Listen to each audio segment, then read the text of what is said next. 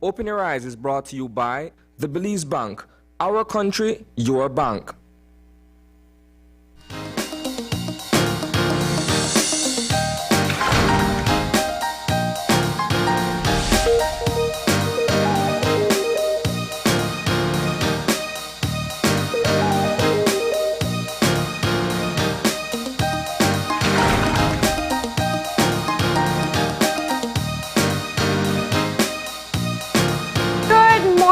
And welcome to Open Your Eyes.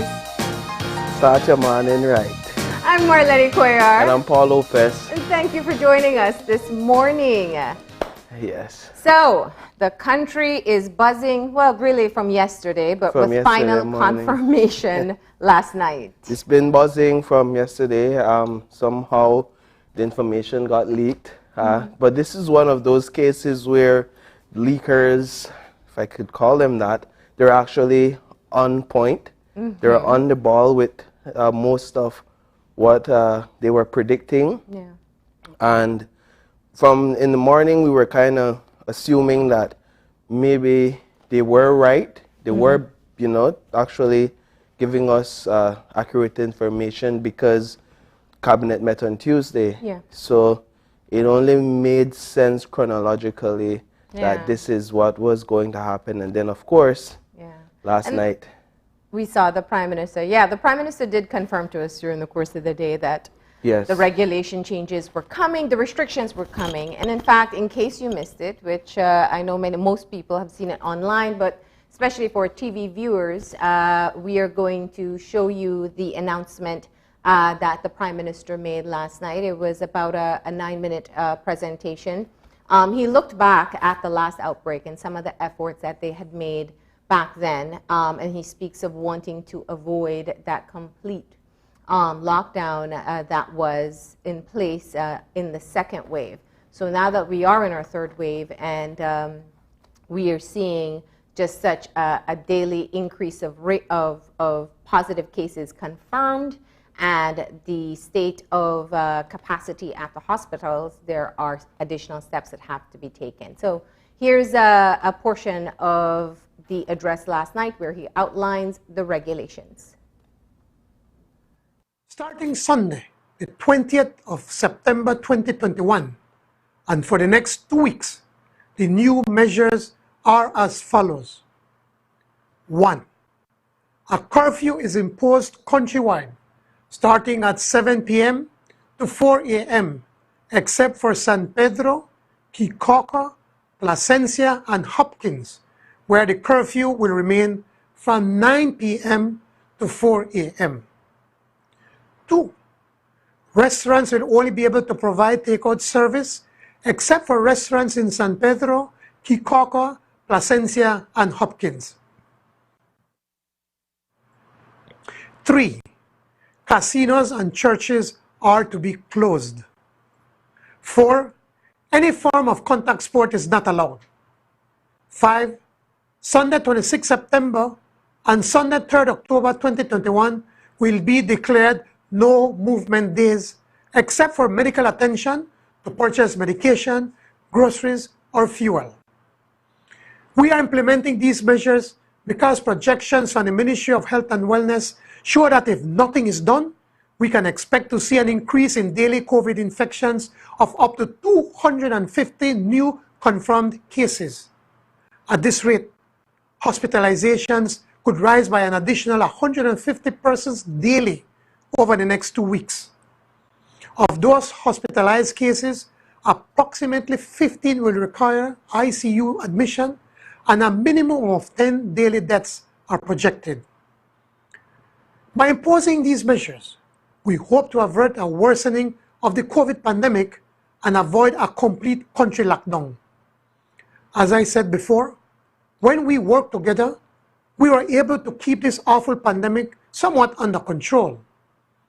We also give our hard-working healthcare professionals a chance to get some rest, to better cope with the cases in front of them, and to try and deal with some of the psychological trauma they face in this line of work.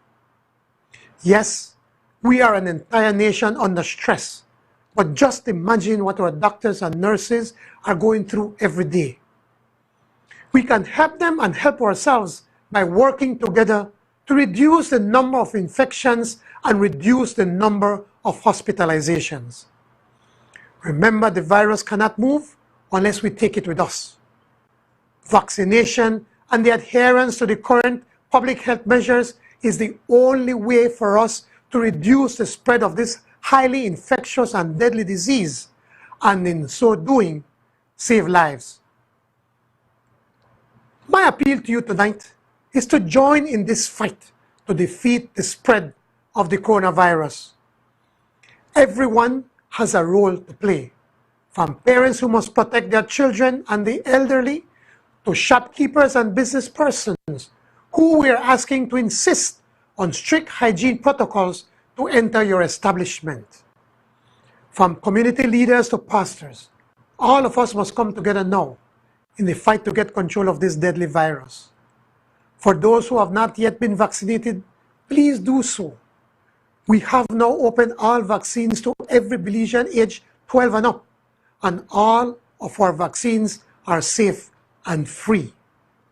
Stay home, and remember, if you must go out, watch your distance, wash your hands, and wear a mask. I thank you.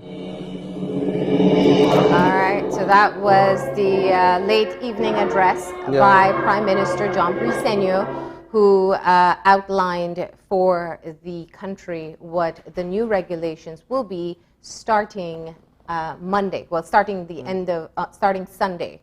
Now, Paul, I know that as you noted, there were a number of rumors going around the country as to what was going to be changed in terms of the restrictions. Quite a number of those were correct, including the shortening of the amount of time we're allowed to be out publicly. But for me, when I watched yesterday's address, I think what really concerned me was the projections that he outlined. What would happen if we don't take these steps? And I think that that's a part of the conversation that should not and cannot be lost. Because as we have outlined in the news and here on the show, we've spoken, I think the conversation we had with Nurse Bowman and Nurse Duran 2 days ago is one that has resonated with a lot of people when you hear what they are dealing with, and that's just at the KHMH unit. Right. And we've even had the Minister of Health, who was on with us sometime last week, who made mention of the fact that when you asked the question that we haven't peaked in this wave as yet, and that he's projecting that we at least have the next 3 weeks to see these numbers continue to increase. And you're right, I sit in the newsroom and I look at these numbers as they come in. Every single day we have to look at the numbers, and we're talking 3-digit figures on a daily basis, and we're counting deaths on a daily basis. And as this continues, I mean, something has to be done. The criticism here for most is, why wait until we've reached at a critical juncture to put these measures in place? That seems to be one of the questions that people are asking. Well, I think, and of course, there's also a loud voice of people who are against tougher restrictions. When the Prime Minister talks about the stress that we're all feeling, and it's been, I don't know about you and your interactions, and especially as someone who's young and you want to live your life, the frustration that people feel in general. You know, when you hear of a daily death toll of persons, and you hear increasing cases, and in a concentrated area like Belize City, you know, you hear about deaths and hospitalizations so frequently, it starts to weigh on you. It really does. And the idea of being restricted even more just feels like one added layer of stress. But putting it into perspective as to how we got here, it's because we have been allowing the stress that we're feeling to make us feel like we are more safe to move around, or abandoning the protocols that are expected of us. You know, this is a serious situation. And I think the most unfortunate thing is that we keep on talking about people losing their lives to COVID, and that's what those nurses brought into perspective.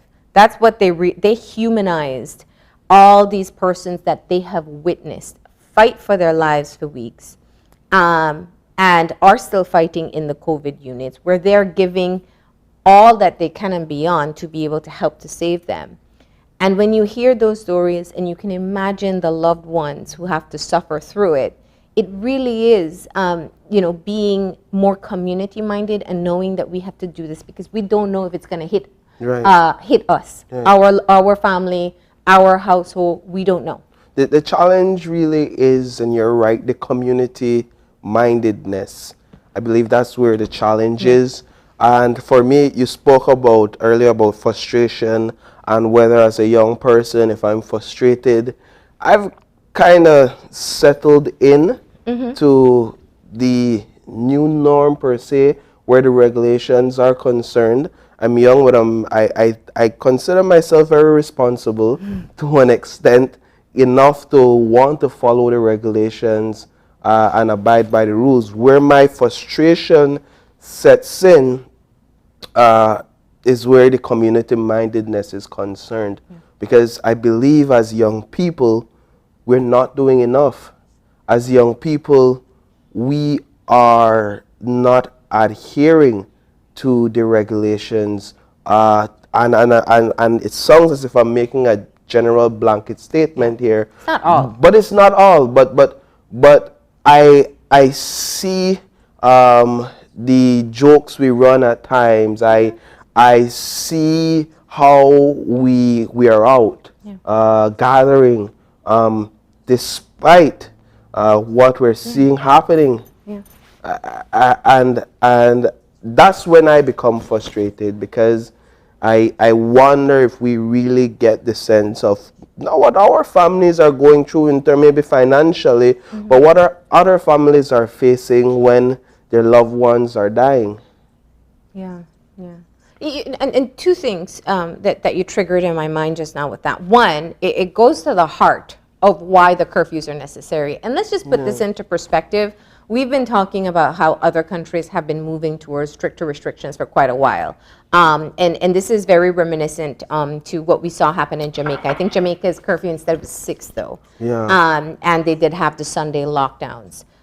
So far, restrictions of 7, and the Sunday lockdowns, or no movement day, and that's only for 2 weeks. But this whole thing where people say, oh, so that means the virus only moves at night. Let's be real with ourselves, and let's be honest with ourselves. We know why the restrictions the curfew is put in place. Because if you have extra time, you're not going to go straight home. You're going to go hang out with your friends. You're going to go to a bar, you know, get some food and then have some drinks and not wear a mask, and lower the sense of responsibility that you should have in your interactions. So we know that this happens, and that's what they're trying to curtail on, because this becomes a spread. And yes, you may be vaccinated. I can go out and feel maybe a little more security, but I still have to interact with other people, and my responsibility to them and the people they live with who may be high risk. That's what I neglect when I take actions like that. So this whole thing when people say, well, what does that mean, the virus when they move at night? I mean, let's be real. And then there's the other argument that they're trying to control us, that government is trying to control us, and these regulations are put in place to sort of a dictatorship. You know, everyone is entitled to their opinion. My opinion on that is that if we were more responsible in the way we move, in our actions, in our behaviors, then these control measures wouldn't have had to be implemented. But because of the increase in numbers, because of the projections, because of the and it must be stressed, the low vaccination uptake, these measures are necessary. As much as I don't look forward to having to be inside my house at 7, my hope is that after these measures take their course, that we do see a decrease in the numbers as we're expecting. One of the other angles or another thing that has to do with these regulations is the exceptions that are being made. Well, yeah. I think that's where you want to go now. Well, I mean, it's very clear. Yeah. It is to be able to salvage the tourism sector. Right. And I think that this is one of the things that is probably the hardest part of the decision-making process, because we have the health of the nation and we have the economic health of the nation. And we saw the devastation that we had in 2020. And 2020 was a different time. We knew so little about COVID-19 that kind of the reactions now may seem a bit extreme.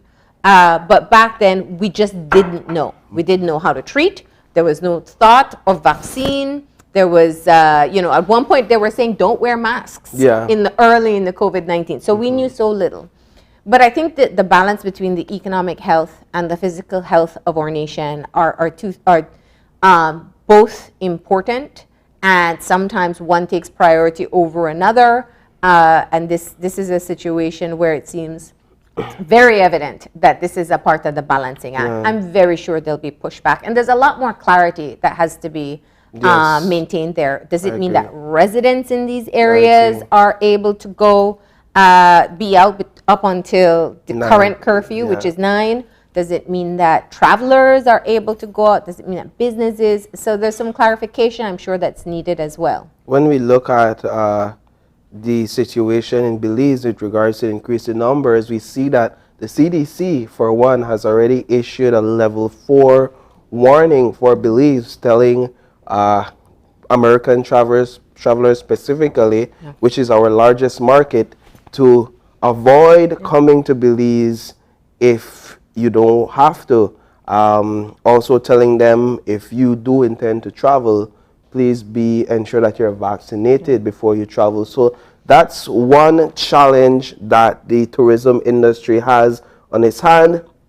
While earlier in the year, at least over the course of the last 3 months, we were seeing the industry pick up. Rebound, yeah. We were seeing it rebound. They exceeded the original projections. Indeed, and so more flights were coming in. Tourists were coming in at a higher rate than we were seeing before. So it's now to figure out, how do we maintain those numbers while we try to balance the COVID-19 numbers as well. And they're up against a challenge, I mean, in itself, because I'm seeing more and more where travel sites are talking about should you or shouldn't you travel. Yeah. This isn't just to Belize, this is everywhere, because a lot of countries are battling this third wave. So I think the Prime Minister closed off with talking about vaccinations, and that is something that we just keep on reminding everyone. It is important that you get the right information for you to make the decision on whether or not to get vaccinated. And if you don't get vaccinated, it is even more important that you adhere to all the protocols that are asked of us. The distance, the washing of your hands, the constant sanitization as well, wearing of your mask, because it is very evident that we are in the midst of a war against COVID-19 Delta variant. We're not faring off so well right now, so we all have to do our part. Yeah. But moving on to other stories, though, Paul, just very quickly, there was a murder last night as well. There was a murder. In fact, I was at my desk waiting for the Prime Minister's speech to be released when I received breaking news of a murder on Main Avenue here in Belize City.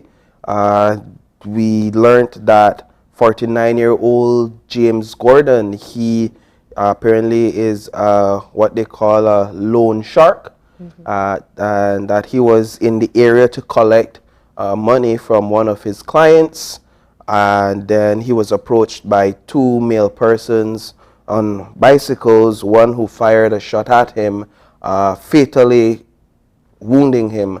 At this point, we don't know a motive for the incident. Yeah. And he doesn't live in the area. And he doesn't live in the area. He's actually from Santa Barbara Street. Okay. It's interesting and it's newsworthy not only because it's a murder, but I don't know that we've reported a murder in the city since the lockdown, the state of emergency in Belize City, if my recollection serves me correct. And so it will be for the police to indicate whether this was a random act of violence, whether robbery was the intended motive behind it, considering his occupation, or whether this was some sort of gang-related issue. And so that is one of these stories that we will be following up on. This is a man well up in age in terms of being in his late 40s, almost 50.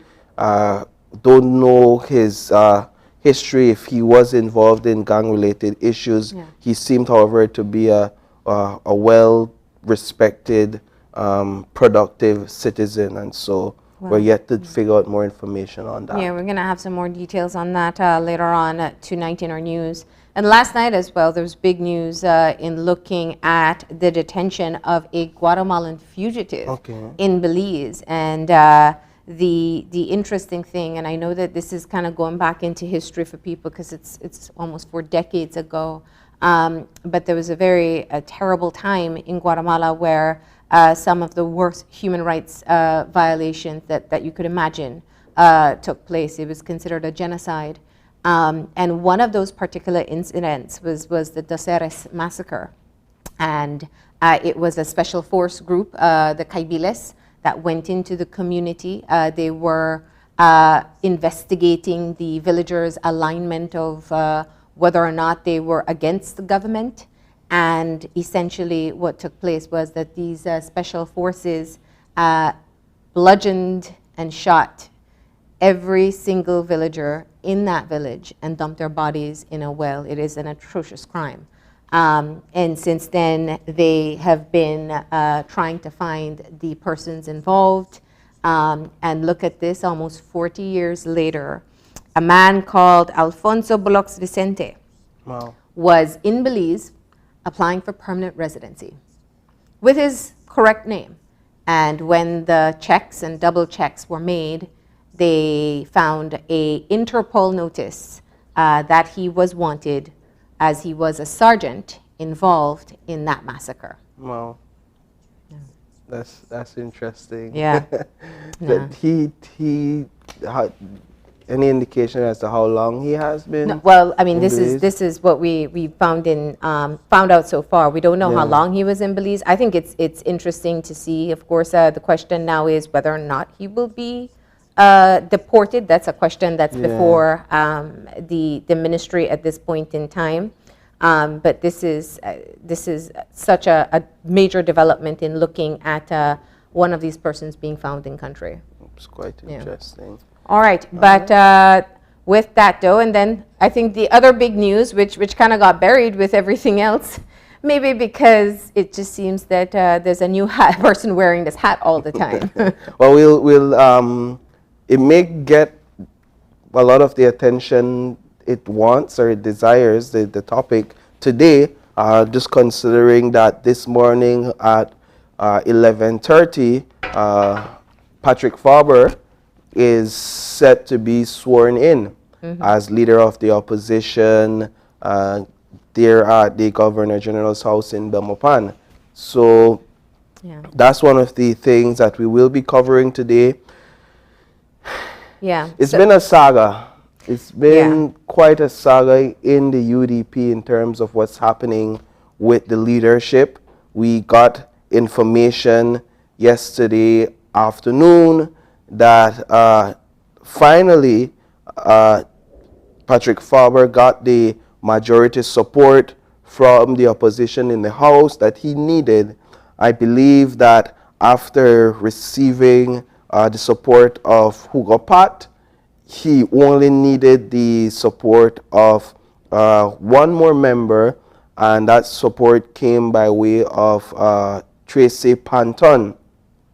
In conversation with Panton, we were told that an executive meeting was held on Tuesday night, and that in that executive meeting, they determined that it was in the best interest of the party's unity for Patrick Farber to sit at the helm of the opposition in the House yet again.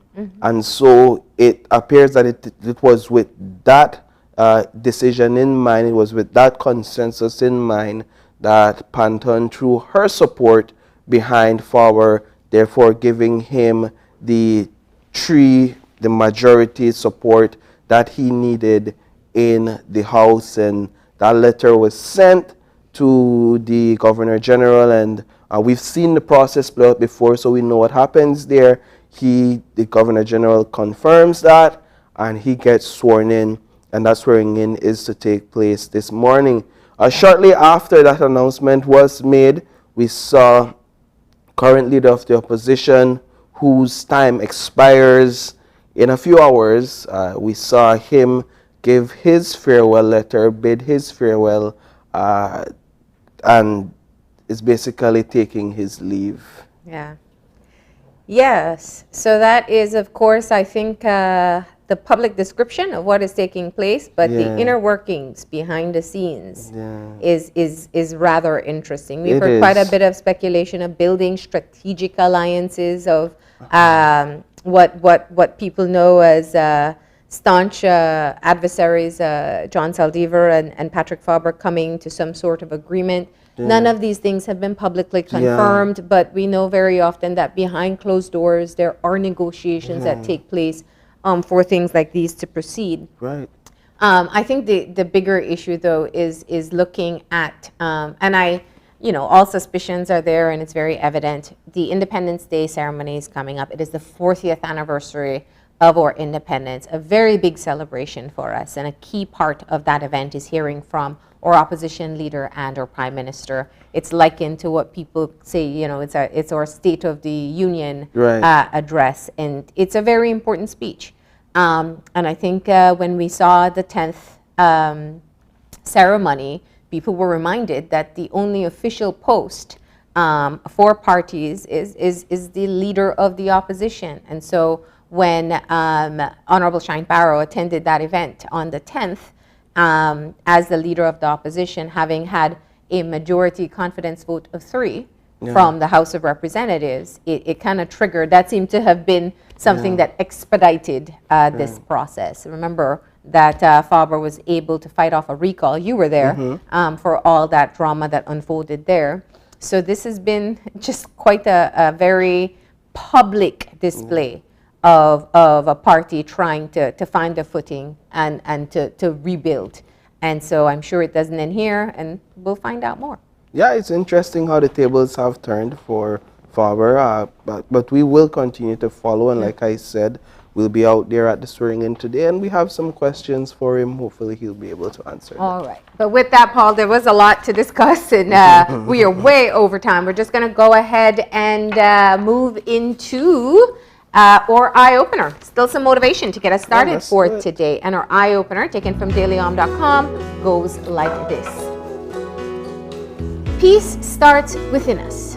We cannot bring to the world what we do not have to offer. Often we look at the outside world and find it in a state of seeming chaos or disorder. We feel compelled to transform the situation from one of turmoil into one of peace. Yet we're often disappointed in our best attempts to do so. One reason for this is that we cannot bring to the world what we do not have to offer. Once we have found it within, we can share it with our family, our community, and the whole wide world. Some of us may already be doing just that, but for most of us, the first step is looking within and honestly evaluating the state of our own relationship with these folks. When we find that we are able to locate ourselves more and more in the deeper waters and less on the tumultuous surface of our being, we've discovered a lasting relationship with peace that will enable us to inspire peace beyond ourselves. Until then, we help the world most by practicing the art of choosing peace within. All right. Very straightforward eye-opener, and in the interest of time, we'll just keep on moving into our weather update for today. We got too chatted this morning with all the news that's happening. I didn't even realize the time flew by so fast. All right, so our forecast for today, we have Derek Redun on the line. Good morning. Good morning. Good morning. Good morning, Derek. Please tell us, what is our weather looking like for today? Okay, we can expect mostly fair weather today, warm and mainly dry. I definitely felt the warm this morning. So what's that 24-hour forecast? All right, we're expecting mostly sunny skies today. A few cloudy spells with isolated showers and isolated thunderstorms inland this afternoon. For tonight, there's a slight increase in moisture on the way, and we're expecting a few showers over most areas, and along with isolated thunderstorms. All right. The winds, we're expecting winds from the east to southeast at 5 to 15 knots, and the sea stays choppy. All right, and what about our temperatures? Okay, we're expecting highs today of 89 along the coast, 94 inland, and nice 82 degrees in the mountain Pine Ridge. And for tonight? Tonight we're expecting 82 Fahrenheit along the coast, 74 inland, and 68 in the mountains. And what's the extended forecast looking like? Okay, tomorrow, one moment.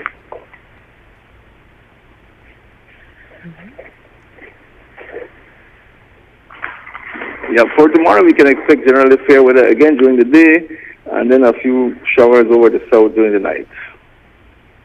All right. And is there anything in the tropics that we need to be monitoring?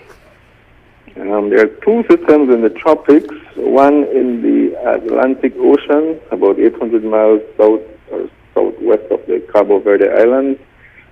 It's likely to become a tropical depression or storm today or tomorrow, but it should not enter the Caribbean. And then there's another system north of the Bahamas or northeast of the Bahamas. And that too is expected to develop, but will not affect us in any way. All right. Well, thank you very much for that update. You're welcome. You have a great day today. Okay, same to you. All right. Okay.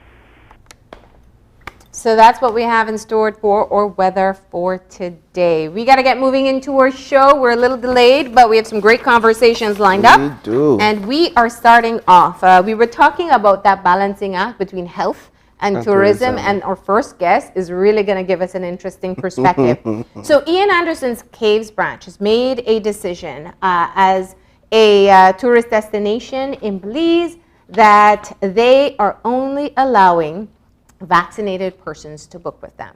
So we're going to talk to Ian about making this decision, what the response has been and what prompted him to. He's actually the first hotel to be able to do this, and we'll find out more from him in the first part of our show. And in our second conversation, we'll have the EU ambassador who will be sharing with us about ongoing projects in Belize between the EU and Belize. So these are Belize partnerships. And so Marianne Van Steen, hope I got that name correct, she will be having that conversation with us in person as well. That's right. And to close off for today, 5,000 Belizeans will be able to take advantage of this particular opportunity. This is through the Ministry of Youth, Sports, and E-Governance, and they are teaching young people how to trade online. So this is really interesting. I've found that the younger population is so much more interested in understanding the stock market, how it works, how to trade, Bitcoin and all of that good stuff. And so they're offering scholarships for 5,000 persons to be able to learn about it. So that's going to be the final part of the show. We'll tell you all those details. We got to go ahead and take the break, though. When we come back, we'll be talking to Ian Anderson about his decision to only allow vaccinated persons to book with them. Well, stay tuned.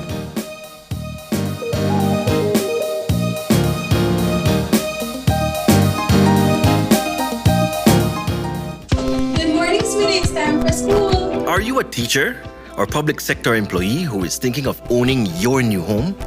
Get the keys to your new home with Belize Bank's all-inclusive mortgage, the best financing option in Belize for your new home purchase or construction. Inclusive of all mortgage-related fees, no down payment, affordable terms, amazingly low interest rates. Visit our nearest branch to speak to one of our financial advisors to discuss how you can be one step closer to owning your new home. Some conditions apply. It's a fact that with Smart, you get truly unlimited everything. Only with Smart, you get unlimited data anytime. While with the other guy, it's only double data on weekends. With unlimited data every day with Smart, there's no need to wait. So, it's a fact that our unlimited plans beat the competition. Stop being measured and told when to use your data and get unlimited talk, text, and data. Experience the true unlimited plans with Smart. That's a fact. Make the switch and live smart.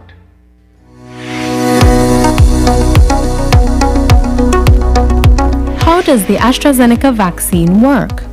The vaccine provides support to help your body develop immunity to the virus that causes COVID-19. The body is left with a supply of memory cells that will remember how to fight the virus. It takes a few weeks for the body to produce the antibodies after vaccination. How long does it take to build immunity after taking the first dose of the vaccine? There is protection 14 days after a person's first dose. However, that initial protection may decline over time, which is the reason why it is so important to get the second shot. How long after the first dose should one take the second dose? The second dose should be given between week 8 and week 12. Are there any deaths associated with the AstraZeneca vaccine? There have been no deaths associated with the AstraZeneca vaccine. Vaccines save lives. They remain the safest, most effective, and cost-effective medical tool developed. Increased uptake of the vaccine is the best way to stop this pandemic, save lives, and return to normalcy.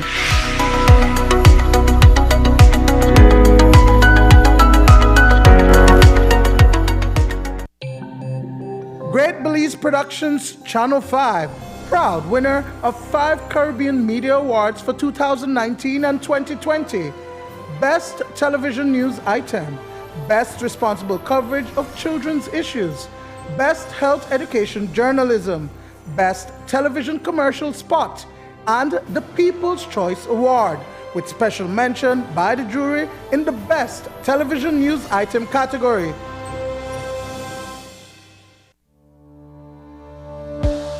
Working off-site doesn't mean you have to be off your game. Studies have shown that simply adding a keyboard and mouse to your laptop increases productivity by 26%. Add a monitor and you'll be 35% more productive. At Fulltech Systems, we have what you need to enhance your remote work or e-learning experience. With devices such as headsets, video conferencing monitors, webcams, keyboards, mice, docking stations, all with the brands you trust. Keep connected with collaboration tools like Microsoft 365 Suite and Kaspersky and perform efficiently no matter where you are. Fulltech Systems, your technology center, where you'll come for the price, but stay for the service.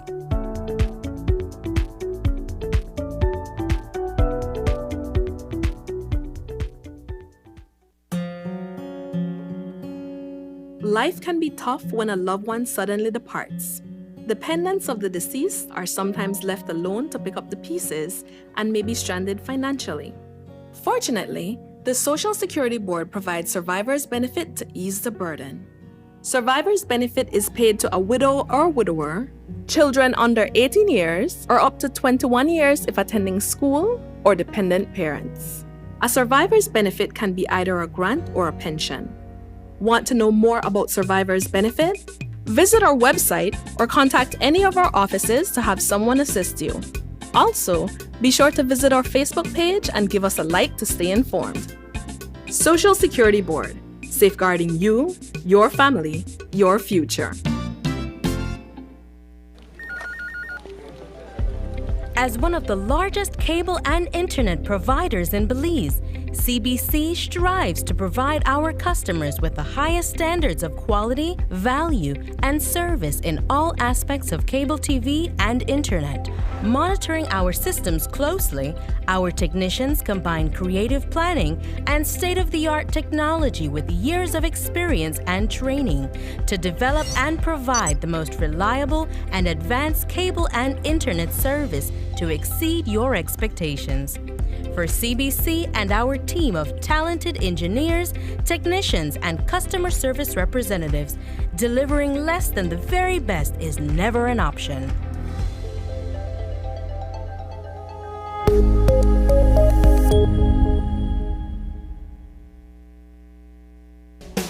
At Belize Diagnostic Center, we offer FDA-approved PCR testing for COVID-19.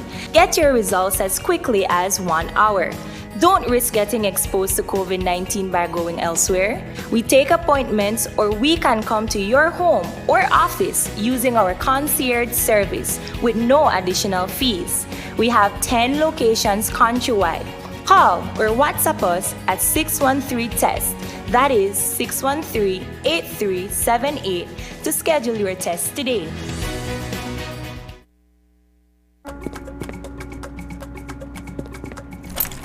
When I hear that drum, when I hear that drum,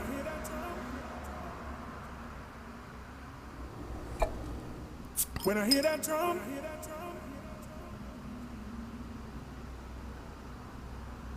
when I hear that drum, I get up off my seat when I hear that drum. It's the 2021 Sir Barry's Belikin Digital Bash, giving back through music. Starting on Thursday, September 16th, with a mashup by Denise Castillo, Kylon Ely, and J-Cass, backed up by the Center Stage Band. Then, the 2021 Belikin DJ Champ, DJ Mamba, and to headline night one, Marilyn Vanson. Friday, September 17th, we kick off night 2 with the Gil Harris 7 Band, followed by the Raven Sensation, Night Quest, and backed by popular demands, Sweet Pain 3.0. On Saturday, September 18th, we're closing out the bash with a bang, Super Fura Band, followed by Evolution Sounds, and yes, he is back, the General Super G. Catch the action on our Belikin Facebook page, YouTube, and your favorite television station each night, starting at 8 p.m. It's the 2021 Sir Barry's Belikin Digital Bash, giving back through music.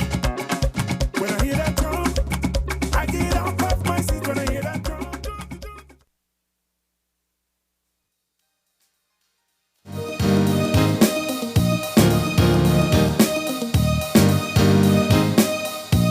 And we're back, and we're moving into our first conversation for today. And we are joined by Ian Anderson, the owner of Ian Anderson's Caves Branch. And good morning, I want to say, and thank you for stepping out of your jungle to come to us in the studio. Well, thank you very much. I'm very pleased to be here with you both. Thank you. So Ian, it's interesting because during the course of the pandemic, this is the second time we're talking to you for making what is considered a very bold decision from the tourism sector. The first was saying that you would only accept Belizean, local or Belizean tourists at the time when the airport was open for concerns of them bringing in COVID. Yes.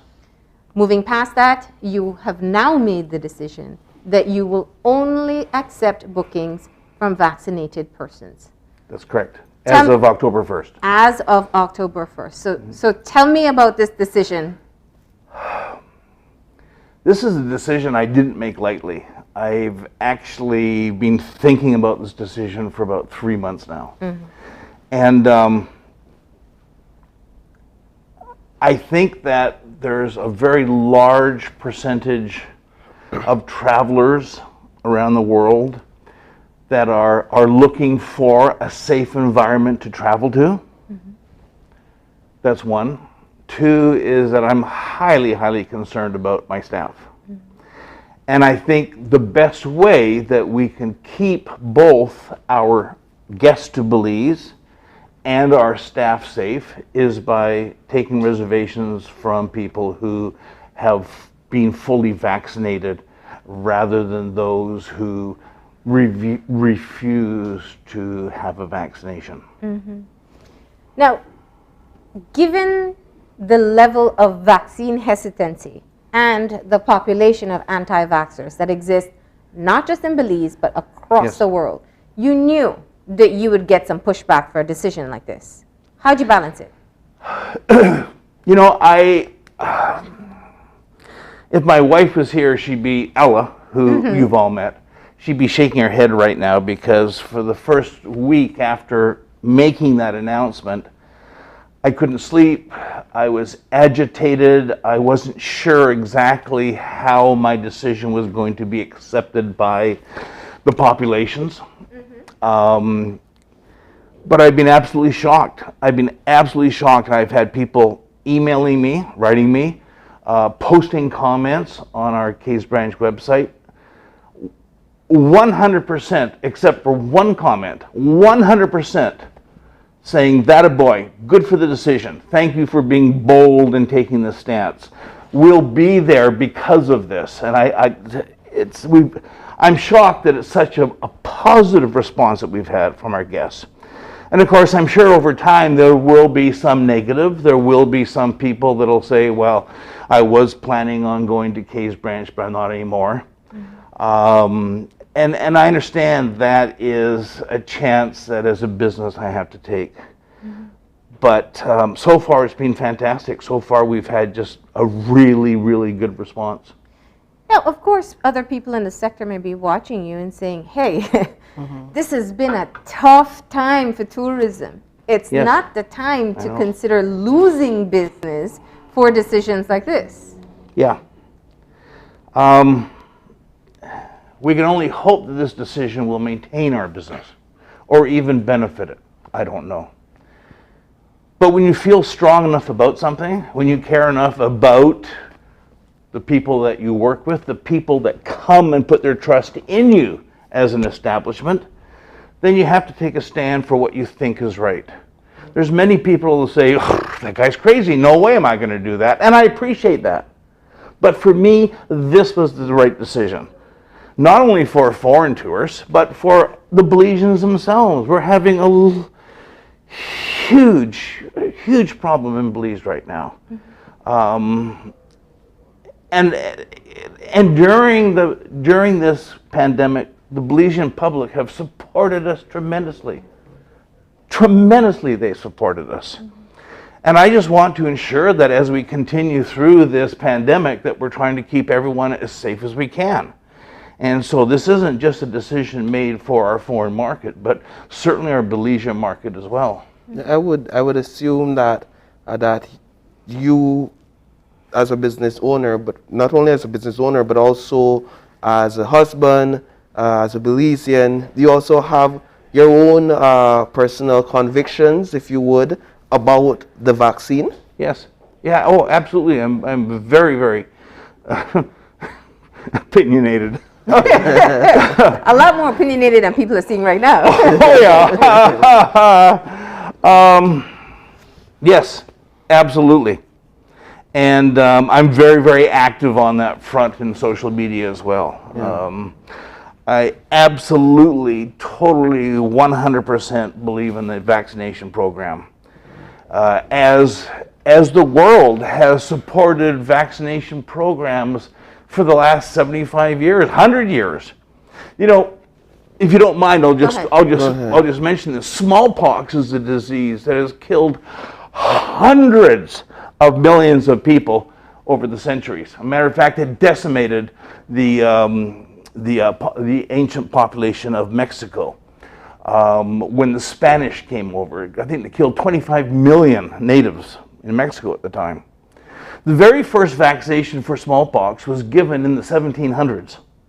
And over the next 300 years, it was improved and improved and improved. And I think it was in the 1960s, the United Nations, I think it was the 1960s, United Nations made a front to support worldwide vaccinations in smallpox. And they so successfully vaccinated the people of the world that it's the only disease that's actually being eradicated. There is no smallpox anywhere in the world now for 20 years. I may not have my figures exactly right. Yeah. In Canada and the United States, and I know in Belize as well, for decades, before you start school, you have to have a vaccination program. In England and France and all the European countries is exactly the same. I don't understand what the problem is. I just don't understand it. However, everyone does have their choice at this time. They have their choice. But I also have my choice. And if I want to protect my guests and my staff, and I of course live at Case Branch, so I'm also mingling every day with the guests, then my choice is to support those who are getting vaccinated in order to continue through this pandemic. What's the status of vaccination for your staff? Every single one of my staff has been fully vaccinated. By choice? By choice. By choice. I had one person who did not want to get vaccinated, and she resigned on her own. She just decided to resign rather than get vaccinated, although she was not told that she had to be vaccinated. She resigned. And so we didn't force anyone at all, but they all chose to be vaccinated. And I think that's because over the last 8, 9, 10 months, since the beginning of the pandemic, but mostly the last 10 months, we've been discussing with them on a regular basis. We're very interactive with our staff, discussing issues with them. And they all chose, they all elected on their own to get vaccinated. And so we have no employees. And our condition now is that if you become a new employee of Case Branch, you need to be fully vaccinated. Yeah. So what's been the response from other people in the sector? You told us what some of the guests are saying, but what about your colleagues in the sector? Haven't spoken to any of my colleagues in the sector. Yeah. I didn't ask them what they thought. It was a personal decision that I felt I had to make. And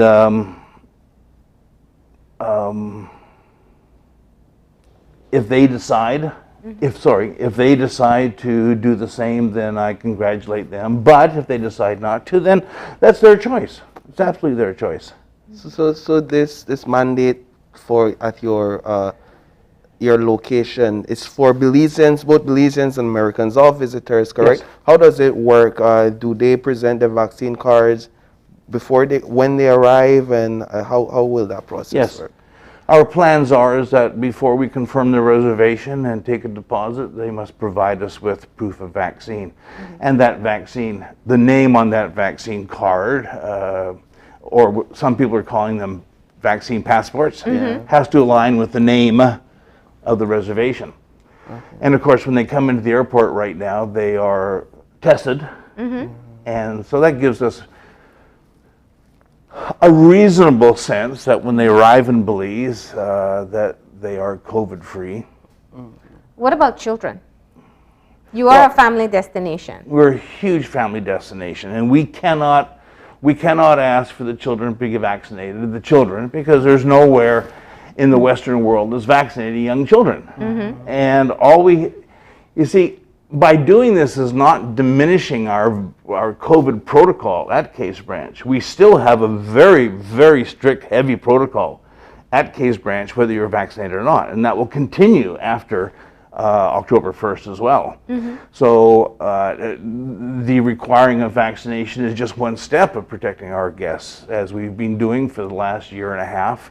Sanitation, social distancing, wearing masks in areas where there's other guests, self-protection. What I consider just common sense things. That is still continuing after October 1st, of course, if not even getting stronger. Yeah. And you know, when you started, you said that you made the decision and you had sleepless nights, anticipating a negative reaction. Yeah. Why do you think that it wasn't as bad as you thought? I think the kind of clientele that we attract, for the most part, to start with, are the type that are taking the vaccinations very seriously and taking COVID very, very seriously, rather than the opposite. We've been very, we've had a lot of guests, and part of the thinking process was actually talking to the guests that we've had for the last 3-4 months, asking them, what did they think? Would they appreciate having Case Branch when they return a vaccination destination? And they all said yes. So, along with input from our guests and input from our staff, and just my own reasoning. Does this include, as you're watching your cave, Right, I mean, you have some amazing tours, and it's not only accessed by people who stay on your property. Does that include your tours? Actually, yes. All activities at Case Branch are going to be requiring vaccination. How does it feel for you being a trailblazer in this regard? How do you feel being a trailblazer? I've never thought of it as a trailblazer. You know, I was totally against the airport opening. You know, when it did, because it didn't open when they were planning on it. Yeah. But at that time, the United States was just exploding with COVID, as it is again right now. It's like Belize, it's gone up and down and up and down, but every time it goes up, it goes higher. And as it turned out, they didn't open the airport at that time, and I was very happy about that. And we've really done a huge push in attracting our Belizean guests, as well as continuing to market to our U.S. guests as well. Yeah. How much of your clientele has been Belize-based? Since the pandemic started, probably 60 to 70%, a huge percentage. We're very, very grateful, very, very grateful for the Belizean clientele. I was just going to say that the win for your clientels in getting vaccinated and coming to your location is the amazing services you offer and the amazing accommodations you have and the tours. I mean, if you want to have this experience, then get vaccinated. Tell us about the experience that's offered there. Thank you very much for saying that. I'm prejudiced, of course. Every once in a while, Ella and I will sit back and say, you know, what is there to change about Case Branch? What can we do different? And we've done this for 15 years, 16 years since we've been together. And every time we do that, the answer is nothing. It's just the way it should be. And we cannot think of anything that needs to be changed. Adjusted, amenities put in, things like this, just day-to-day, year-to-year improvements. But the atmosphere and our location, our compound, our gardens, we have one of the finest scientific botanical gardens in all Central America. Our orchid house is phenomenal when it's blooming, and these are all open to the public. Our cheese house is very surprising for our guests. They say, well, you make 14 different kinds of cheeses at Case Branch, and we get to eat them? Yeah. But you know, the what I'm proud of the most is the experience that we offer to people. You know, a lot of our guests, not all of them, but a lot of them, you can see day by day as they go through the adventures. They walk a little bit straighter, they hold their head up a little bit higher, their shoulders back a little bit more, and they have a level of excitement and self-confidence that increases day by day. And that doesn't matter where they're from. It doesn't matter whether they're an 8-year-old or whether they're a 78-year-old. And we do a lot of business with multi-generational reservations, meaning grandchildren, parents, and grandparents all coming together. And seeing that transition in people from experiencing or from living through, shall we say, surviving our experiences at Caves Branch is very fulfilling for me. Seeing that we're offering an experience to guests where they feel better about themselves, when they go home more self-confident, and hoping that improvement in their self-confidence by accomplishing the feats that we send them on, the adventures, I hope that it helps their life go forward. And I know some people might say, well, that sounds really corny, but that is what I'm proudest of altogether. Mm-hmm. And of course, our accommodations, we have some of the most spectacular. Our tree houses are beautiful, beautiful. The views are 1 in a million. I mean, you're 300 feet off the river looking across the jungle vista. And in the morning when you have the low cloud and the fog is coming in, and then the sunset at night. The sunrises you don't see because that's way behind you. But you get the sunsets. You get the sunsets. Ian, we're fresh off the announcement from the Prime Minister last night on the newest restrictions on movement. Yeah. I'm sure you're up to date. And so while the rest of the country will have an earlier curfew, tourist destinations like San Pedro, Kikaka, and Placencia will still maintain the existing curfew. Yeah. What's your response to that?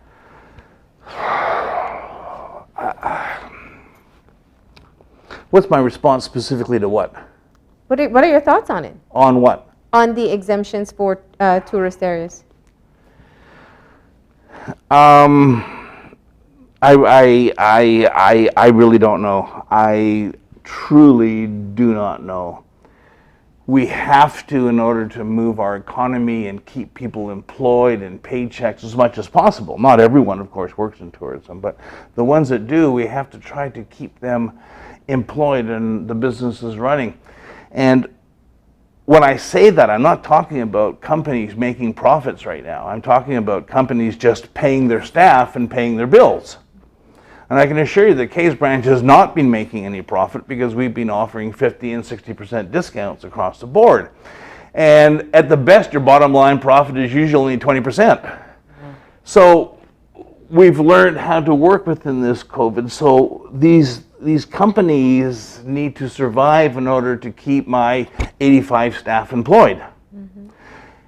And in these tourism areas of Kikaka and San Pedro and Placencia, which are tourism based, and a lot of the people work in tourism, we have to keep that moving forward too. So I know it's a double standard. I get it. I really do. What's the answer? I really don't know, other than for the benefit of those tourism employees in those areas and the businesses to keep them going, there has to be some type of allowance, I feel. But in the end, I don't know if I'm right or not. Well, I mean, it's not right or wrong, it's just your opinion, and a very honest one at that, because some properties like yours are more all-inclusive. You won't have some, are inclusive, everything is available there. Yeah. And in some destinations, you go from, you know, a family diner to a breakfast joint to the ice cream shop, all in one day. Yeah. Our packages, for those who want to be on a package, is all inclusive. You have your meals at Caves Branch, you do your adventures at Caves Branch, you stay at Caves Branch, you drink at Caves Branch. They're all included in a package. Party at the pool. Yeah. Social distancing, though. Yeah. Well, that was going to be my question. How challenging is it to maintain the protocols when people come? You know, once you have dinner and had drinks, it's difficult. Yeah, no. No, it hasn't been difficult because of the type of guests that we have. Okay. We've had one problem guest who actually punched his thumb into my chest a couple of weeks ago, saying, "You can't make me, wear a mask. I've been vaccinated," kind of attitude. Unfortunately, it was very scary. Now, I don't know if he was or not, or whether he was just being difficult. But he left the next morning. Okay. Did he? Yeah. So moving forward, it's very clear from what you said. You're making this decision. You're moving forward with it come October 1st. It doesn't matter if other people do it. It doesn't matter whether or not you have cancellations, because you said you're fully booked and you're waiting to see whether or not there'll be any reaction. Well, what I said is that we're fully booked at Christmas. Christmas, Yes. sorry, Yeah. for Christmas. Yeah. Yes. We've been in contact with all of our guests, and they've all confirmed that their reservation still stands. Mm-hmm. So we are very positive about the whole decision, very, very positive about it. So what do you say to the public who, it's interesting when you think about it, because I have heard of the position that you're taking, that other businesses would like to do the same, but they know that they face opposition. Well, the reason I was hesitating a number of minutes ago is that the Belize Museum, the Cucumber Beach, what's that organization? Old Belize. Old Belize, yes. Right. They have already taken the decision, to my understanding. Yes, they have. And I applaud them for that. I think they were the groundbreaker. Yeah. Yes. And I had already been thinking about it when I heard that Old Belize had done it. And I know the Woods family, and I respect them. And I just thought it was a good decision. Mm-hmm. So that was part of my thinking process as well. Mm-hmm. And again, we have to protect our guests, and we have to protect our staff, and we have to protect the country. Okay. So here we are. All right. Well, we appreciate you coming in and telling us all about it. The first hotel to be able to enforce only fully vaccinated persons being allowed to book and use the facilities there. Yes. All right. Thank you. Thank you too. And I think it'll be comfort to quite a few who want a safe place. And we wish you the best. We know everyone is trying to survive right now. Yes. And thank you very much for having me. All right. We're going to go ahead and take a break. And when we come back, we'll be joined by the ambassador of the European Union to Belize. So please stay tuned. This COVID update was brought to you by Fulltech Systems, your technology center, where you'll come for the price, but stay for the service.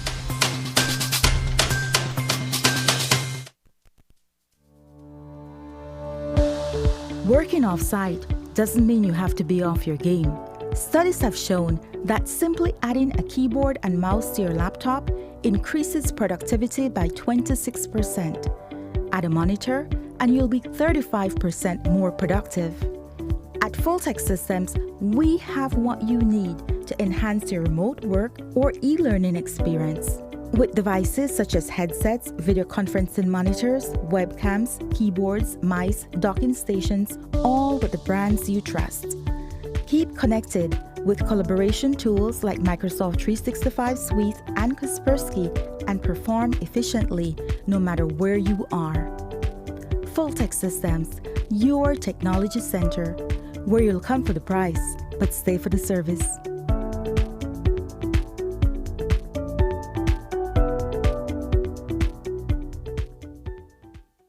Smart continues to expand its internet coverage countrywide to help you live a smarter life. Our villagers are very happy. They are pleased to know that Smart went the extra mile to put a tower in our village so that our villagers can get live stream on their TVs and they can get their kids doing their online classes. I want to say to Smart, thank you for making it possible for us to get internet in Gardenia Village. We really do appreciate it. Smart continues to take the internet and mobile services to communities across Belize. Now save even more when you bundle your Smart broadband with Smart mobile services. Smart, bringing people together.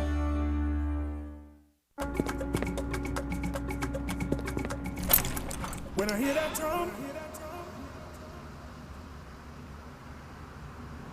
when I hear that drum,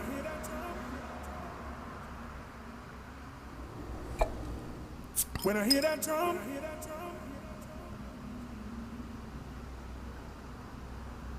when I hear that drum, I get up off my seat when I hear that drum. It's the 2021 Sir Barry's Bellikin Digital Bash. Giving back through music. Starting on Thursday, September 16th with a mashup by Denise Castillo, Kylon Ely, and J-Cass, backed up by the Center Stage Band. Then, the 2021 Bellikin DJ Champ, DJ Mamba, and to headline night one, Marilyn Vanson. Friday, September 17th, we kick off night two with the Gil Harris 7 Band, followed by the Raven Sensation, Night Quest, and backed by popular demands, Sweet Pain 3.0. On Saturday, September 18th, we're closing out the bash with a bang, Super Fura Band, followed by Evolution Sounds, and yes, he is back, the General Super G. Catch the action on our Bellikin Facebook page, YouTube, and your favorite television station each night, starting at 8 p.m. It's the 2021 Sir Barry's Bellikin Digital Bash, giving back through music. When I hear that drum, I get up off my seat when I hear that drum. Life can be tough when a loved one suddenly departs. Dependents of the deceased are sometimes left alone to pick up the pieces and may be stranded financially. Fortunately, the Social Security Board provides survivors benefit to ease the burden. Survivors benefit is paid to a widow or widower, children under 18 years, or up to 21 years if attending school, or dependent parents. A survivor's benefit can be either a grant or a pension. Want to know more about survivors benefit? Visit our website or contact any of our offices to have someone assist you. Also, be sure to visit our Facebook page and give us a like to stay informed. Social Security Board, safeguarding you, your family, your future.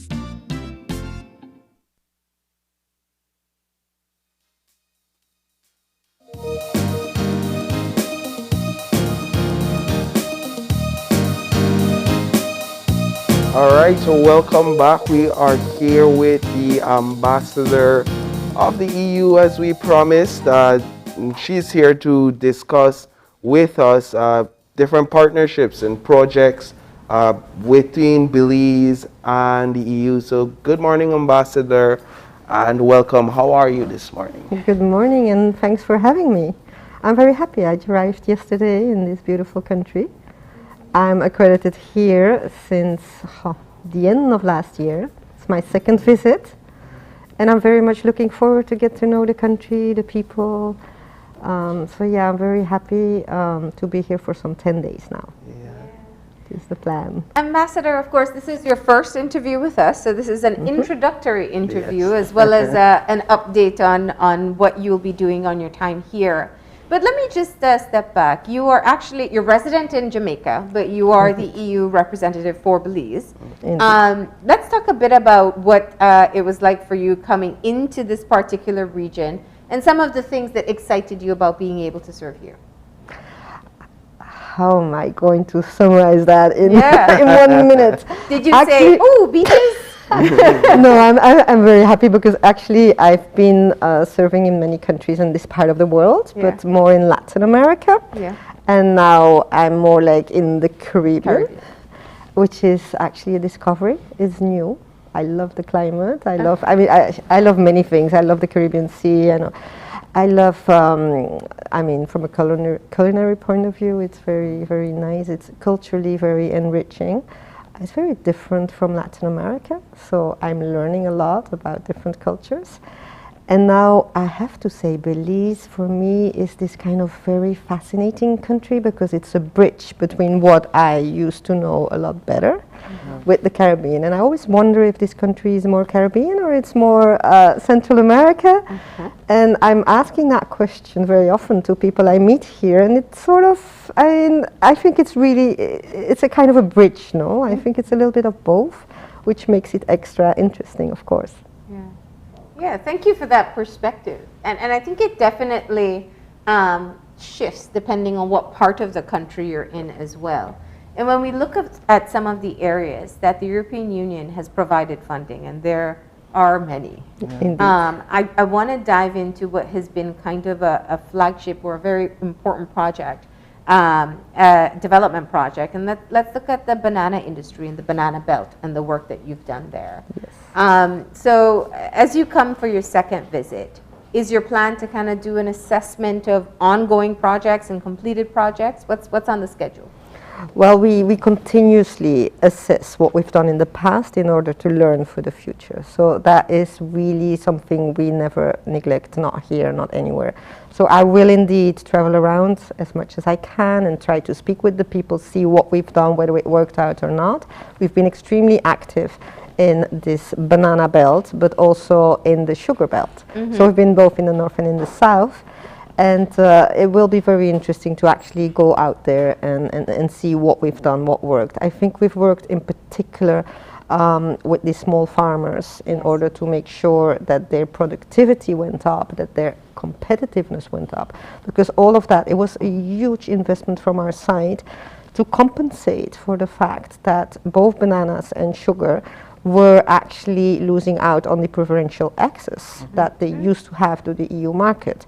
So we wanted to help out and to make sure that the banana producers and also the sugar producers could actually increase their competitivity, so they could actually compete in the international market. So yeah, that has been extremely important for the last 10, 12 years. But now we're actually moving on. And so one of the other reasons why I'm here is not look at the past, it's more looking at the future. A very interesting meeting yesterday with the Prime Minister, with the Foreign Minister, and the idea is that we will program new funding from the European Union, and that we have to look, of course, at what are the priority sectors of the government. So we're working on the past, the ongoing. I didn't mention the ongoing. We're working very strongly now, both in energy and in health. And then we're looking at what we're going to do in the future. So that is a very important part of my mission here. But it's not only that. I really would like to say that when we are here, we're often seen as a donor. I think we're probably one of the most important donors. I mean, I do not want to say that, but I mean, if we look at the figures, some 200 million euro over the last 30 years. I can't even count that in Belizean dollars, but it's a lot. But I don't think that we should continue in this donor-recipient relationship. And I've discussed that as well with the Prime Minister when I was here the first time in February, that we really want to go to a more, let's say, partner relationship. We need each other. I mean, of course, the EU is big, 27 member states, it's huge. Belize is small, but we need each other. I mean, there's so many challenges in the world and they're all global. So we are actually reaching out to upgrade our relationship, not just, you know, giving some funds, helping the country. We'll continue to do so. But we also want to, you know, become partners and try to see how we can help each other face the many, many challenges that we have in this 21st century. That's an interesting perspective, because you're right. I think the European Union has been looked at as such a critical donor in the country. And I think one of the easy ways is if people learn to identify the EU symbol, they'll see how many, how it's distributed all over the country. But the idea of a partnership, you know, some will look at it and say, well, how would Belize be able to help out the European Union? What are ideas that you think are viable to be able to move away from the donor-recipient model to more of working together and helping each other? Well, you'd be surprised. I mean, I can mention many, but look at climate change. I mean, and look at the multilateral negotiations ongoing, the COP26, which is coming in Glasgow. We do all know that pollution or climate change is not stopping at borders. So we can be, you know, we have our Green Deal, we are, I mean, very, very climate, how do you say, conscious. More and more in the European Union, we are actually trying everything what we do right now, we're trying to make it sustainable, we try to change our ways of living, learning from the past. But it doesn't make any sense if we're just doing it on our own. I mean, we need to have partners, because not only because these other partners have to try to help as well to stop climate change, but also at the multilateral level, we have plenty of countries in the world that may not share our opinion. So it's very important. I mean, every country has a vote, and it's not whether you're a small country or a big country. You always have to work together. That is one example, but there's so many. The pandemic now. I mean, we do know that the world is not going to be safe if not everyone is safe. And we do know that, you know, more needs to be done in terms of vaccine delivery, vaccine production. I'm very proud that the EU has been contributing a lot to vaccine delivery through the COVAX multilateral system. But I do also know that's not been enough. But I think if in a country, I mean, how small it can be, you know, people do not care, people do not take vaccines, people whatever.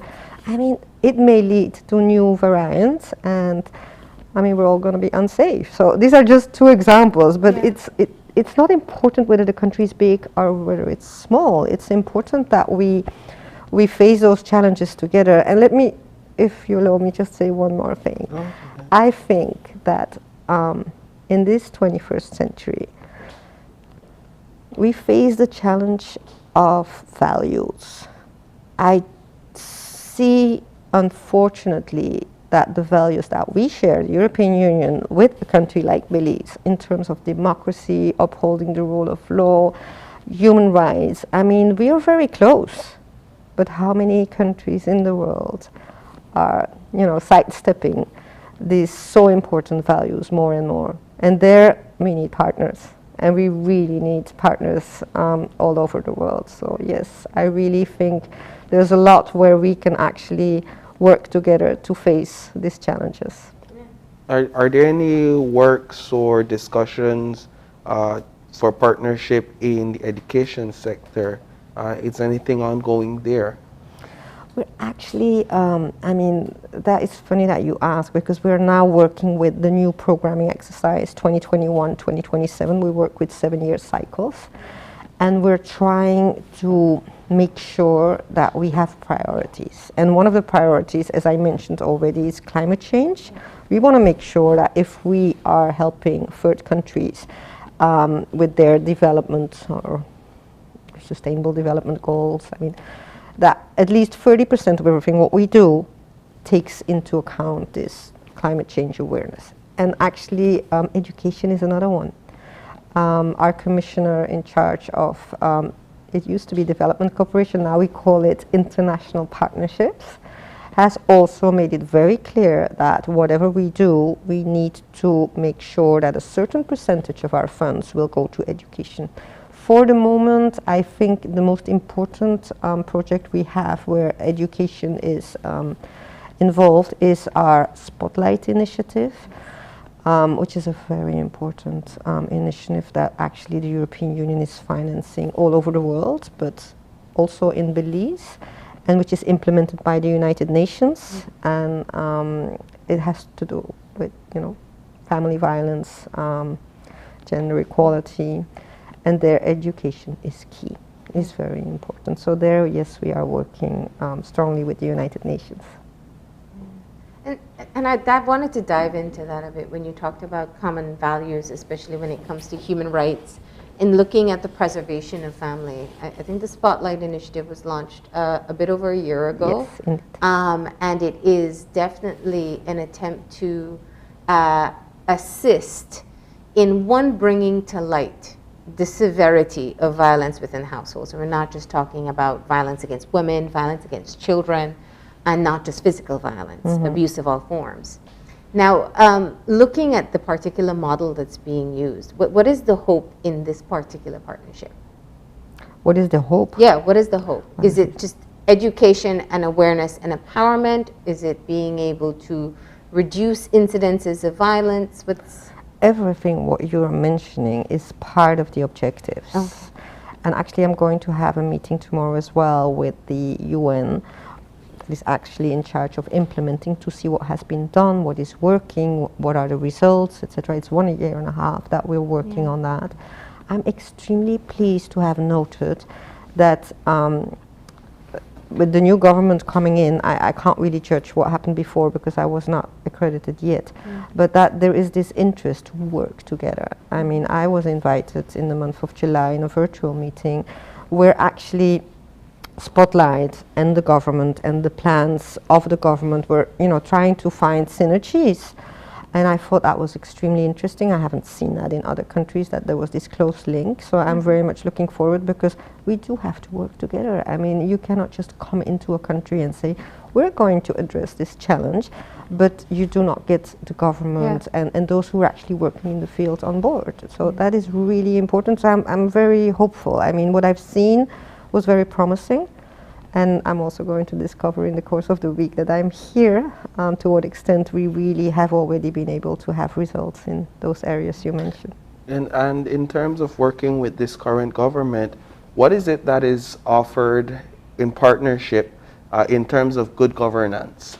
I understand that Belize and Belizeans on a whole, the climate is, we tend to be very critical or skeptical about whether or not our leaders are fit for leadership and whether or not they are actually leading with good governance. How does the EU partner with our government in ensuring some sort of transparency and these factors in their leadership? It's a very good question. So far, I haven't seen many projects, which very often we finance in other countries with civil society organizations who try to, request this kind of accountability from the side of the government. I haven't seen any of those projects ongoing. I hope in the future we can. Normally when we have this kind of projects, we do a call for proposals. We invite civil society to make a proposal, and now we choose the best ones, and now we finance that. So that is something I really think may be very important. On the other hand, the fact that the citizens of Belize are asking for that you're asking the question, again proves to me this sort of this democratic values that this country has and that we should try to help to foster.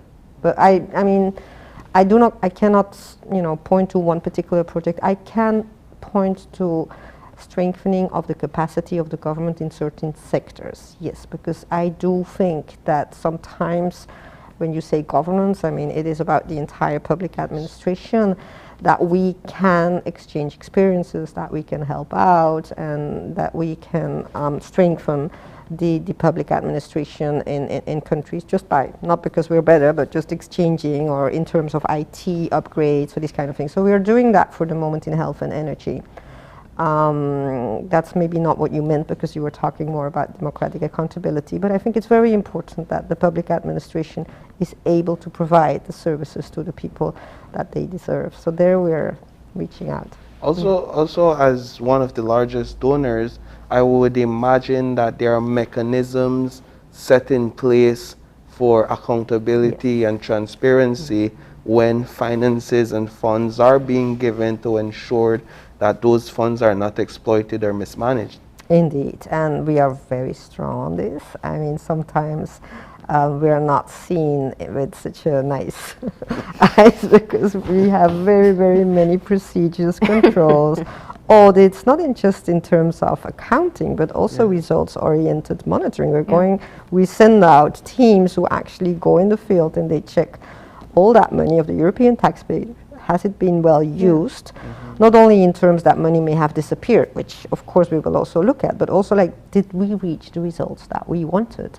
So yes, we are very, very intensely working on that. Every single euro that we spend needs to be controlled. And this is not just because we believe that it should be, but we have also the European Parliament behind us, the ones who give us the budget that will say, hey, is it well spent? So that is indeed a very important part of our tasks. You are in the consultation period of the new partnership agreement? I'm in the consultation. You said you're looking at establishing the new 7-year. Yes, of course. So, yes, indeed, yes. And I think that's a key part for us to discuss. Very often when people see international donors coming in, the skepticism is that it is a foreign agenda that is being implemented in a country. Tell us about who you consult with to ensure that the needs that you do decide or the projects that you do decide to fund are in fact necessary at the time. Very important question, because indeed that is a criticism which I have heard and which I've witnessed as well. I mean, sometimes, and I think in the past we have made that mistake in some countries. Here I'm so happy because actually when I arrived, I was lucky. It was just a new government coming in, and I had a meeting with the Prime Minister and the Minister of Foreign Affairs, and I was explaining, well, we would love to continue to work with you, but we cannot really do so on our own, so please make sure that we have an interlocutor with whom we can actually work together to make sure that whatever we are planning to do in the future is going to respond to the needs of the country. And the Prime Minister took that advice into account, so he appointed an interlocutor who has not only been working with us, but who has been working intensively with all the ministries. Because the idea is that whatever we do in the future would actually fit into the Plan Belize, which has been developed by a very close coordination. I think it came from the Prime Minister's office, but it was like, I was explained yesterday, done with all the ministries.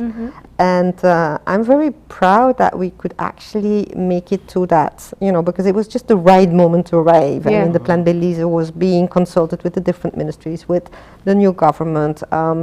So I'm very happy that we could sort of tap into that coordination which was ongoing anyhow, and that we could make sure that we listen to what is, you know, what is living here, what are the challenges here.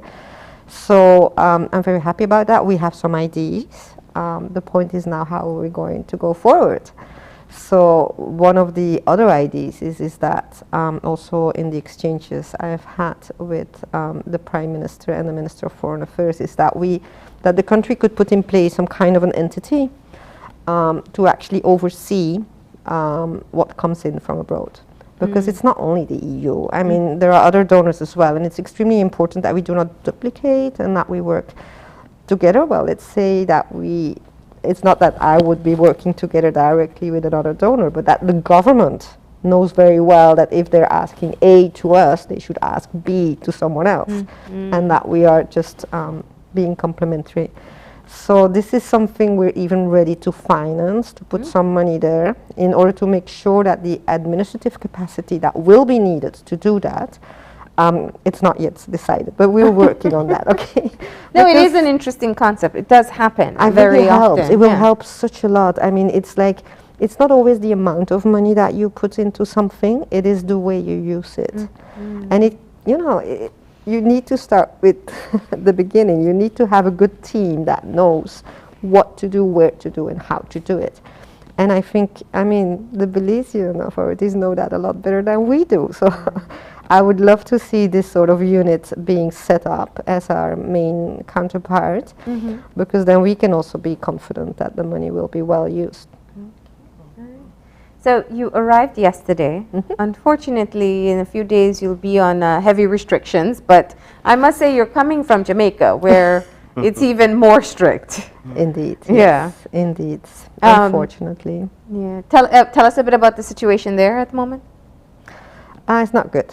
It's not good, and it's very sad because I think both Jamaica and Belize have done relatively well in, let's say, the first year of the pandemic or the first 15, 16 months. And then, you know, there is now this threat, is it really, because it started to spike, I think it started to go up, maybe spike.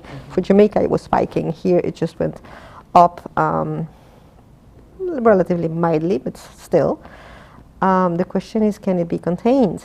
And in Jamaica, the last 6-7 weeks, they were locked down from Saturday night until Wednesday morning.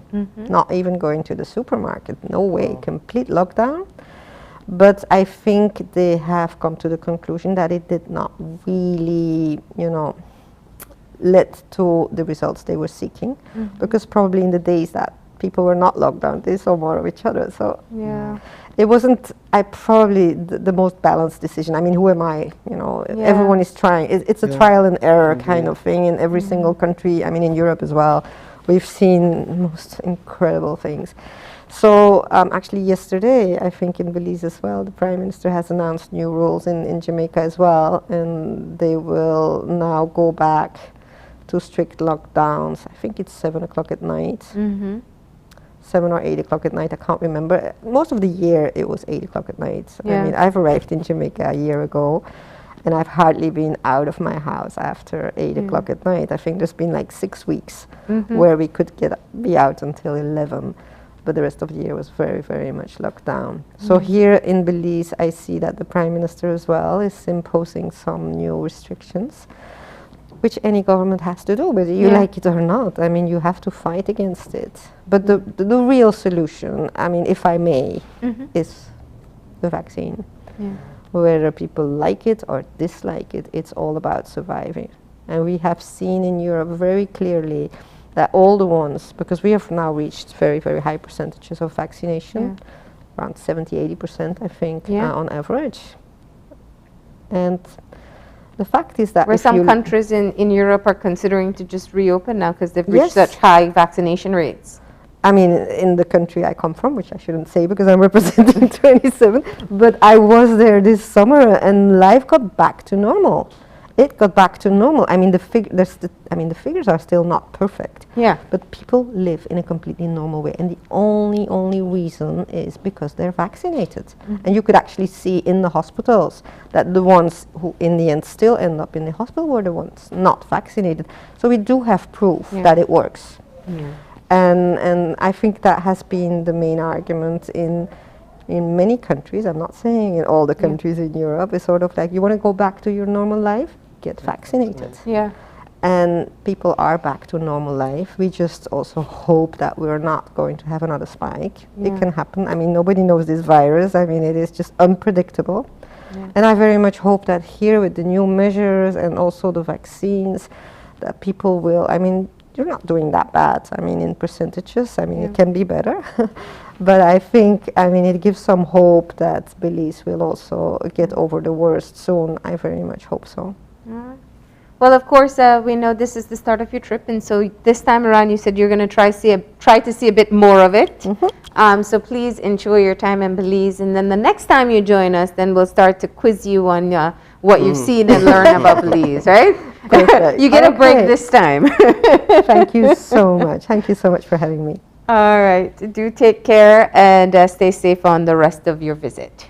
All right. Thanks. We're going to go ahead and take a break. When we come back, we'll be joined by representatives of the Ministry of Youth, Sports, and E-Governance, who are offering a learning opportunity for 5,000 Belizeans to understand the world of online trading. That's coming up in a few, so stay tuned.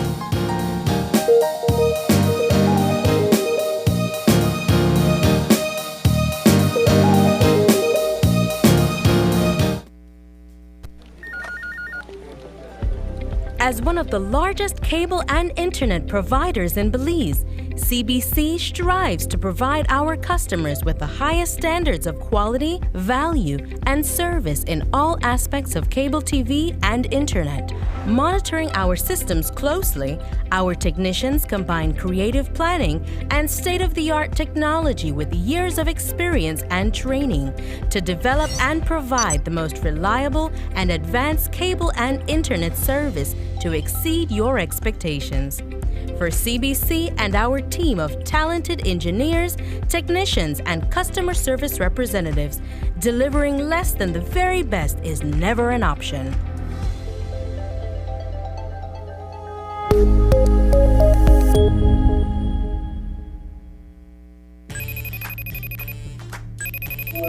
Hey son, how was your first day at Sixth Form? Really cool. It was great to see my friends, and I really love my teachers. I'm so happy to hear that. I'm sorry I wasn't there for your first day, but I'll be back from Corozal next week. It's okay, Dad. I can't wait to see you. Oh, and please remember, I still have some books I need to purchase. Ah, yes. Let me e-cash you that right now.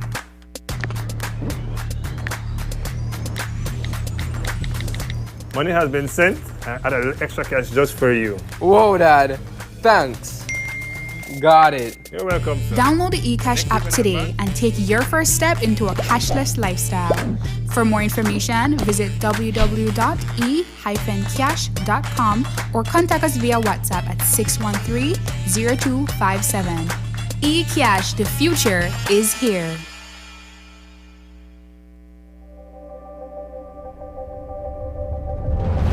Bringing people together has always been SMART's mission and passion. That is why we are proud to have built a locally independent quality network from the ground up that spans the country with over 100 sites. We continue to add more affordable mobile data packages, broadband speeds, and voice services to meet your personal and business needs. SMART has set the standard of true competition with the most competitive prices on all services offered. We invite and welcome you to join the SMART family, where the value for your dollar matters. SMART will continue bringing new technologies, more affordable prices, network expansions, and people together. SMART, bringing people together.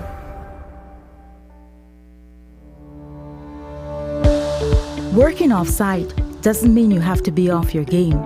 Studies have shown that simply adding a keyboard and mouse to your laptop increases productivity by 26%. Add a monitor and you'll be 35% more productive. At Fulltech Systems, we have what you need to enhance your remote work or e-learning experience. With devices such as headsets, video conferencing monitors, webcams, keyboards, mice, docking stations, all with the brands you trust. Keep connected with collaboration tools like Microsoft 365 Suite and Kaspersky and perform efficiently no matter where you are. Fulltech Systems, your technology center, where you'll come for the price, but stay for the service.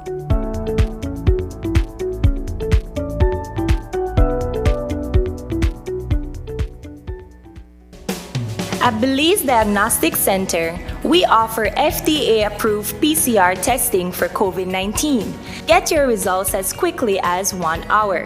Don't risk getting exposed to COVID-19 by going elsewhere. We take appointments, or we can come to your home or office using our concierge service with no additional fees. We have 10 locations countrywide.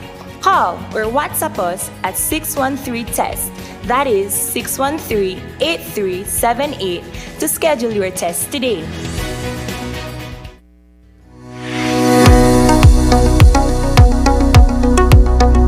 How does the AstraZeneca vaccine work? The vaccine provides support to help your body develop immunity to the virus that causes COVID-19. The body is left with a supply of memory cells that will remember how to fight the virus. It takes a few weeks for the body to produce the antibodies after vaccination. How long does it take to build immunity after taking the first dose of the vaccine? There is protection 14 days after a person's first dose. However, that initial protection may decline over time, which is the reason why it is so important to get the second shot. How long after the first dose should one take the second dose? The second dose should be given between week 8 and week 12. Are there any deaths associated with the AstraZeneca vaccine? There have been no deaths associated with the AstraZeneca vaccine. Vaccines save lives. They remain the safest, most effective, and cost-effective medical tool developed. Increased uptake of the vaccine is the best way to stop this pandemic, save lives, and return to normalcy.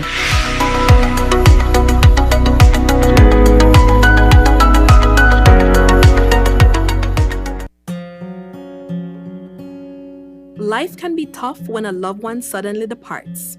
Dependents of the deceased are sometimes left alone to pick up the pieces and may be stranded financially. Fortunately, the Social Security Board provides survivors benefit to ease the burden. Survivors benefit is paid to a widow or widower, children under 18 years, or up to 21 years if attending school, or dependent parents. A survivor's benefit can be either a grant or a pension. Want to know more about survivors benefit? Visit our website or contact any of our offices to have someone assist you. Also, be sure to visit our Facebook page and give us a like to stay informed. Social Security Board, safeguarding you, your family, your future.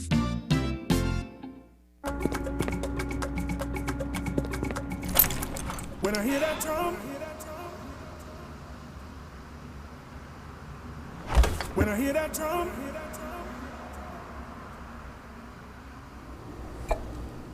when I hear that drum,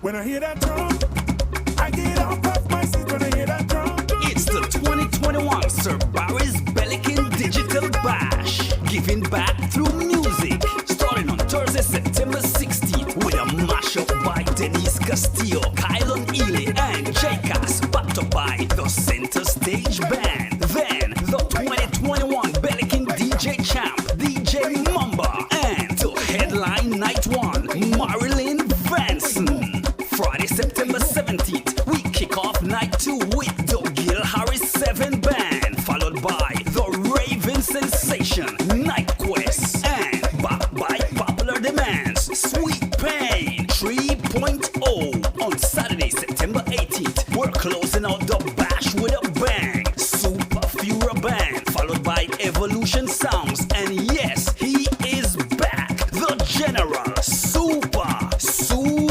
G. Catch the action on our Pelican Facebook page, YouTube, and your favorite television station each night, starting at 8 p.m. It's the 2021 Sir Barry's Pelican Digital Bash, giving back through music. When I hear that drum, I get up off my seat when I hear that drum.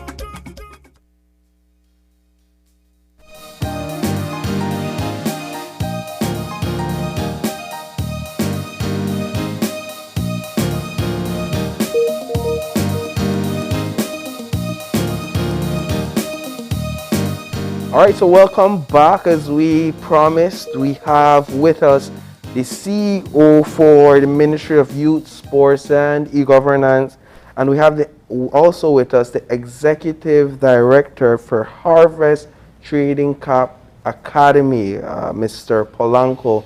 Mr. Polanco, let's begin with you. Good morning and welcome to the show.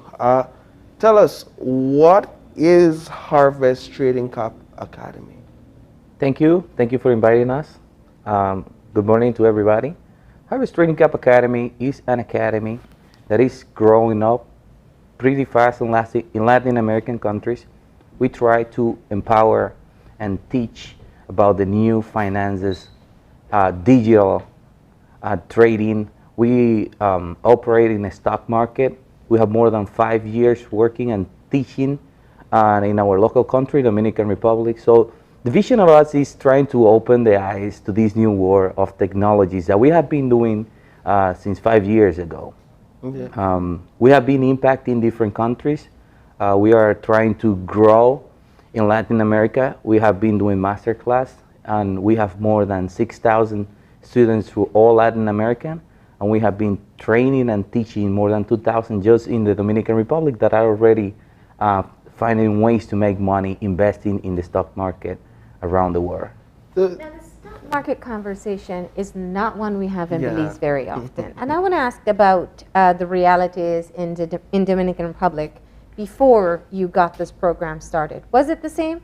I don't think so, because most of the people take the trading war and the stock market as a hook to get people interested in buying courses. That's why we came with a different mindset. Our goal is to give, our goal is to train, because if more people are allowed to make money out of internet and having the knowledge to invest, instead of thinking, oh, I have to buy an iPhone, I have to buy an Apple stock. We are trying to switch that, and it has not been the same, because we try to reveal the reality of how the market works, not just tell you that you need to learn. So we try to train more than sell. So Harvest Cap Academy, it's an academy that trains, and as I understand it, you guys also have your own currency?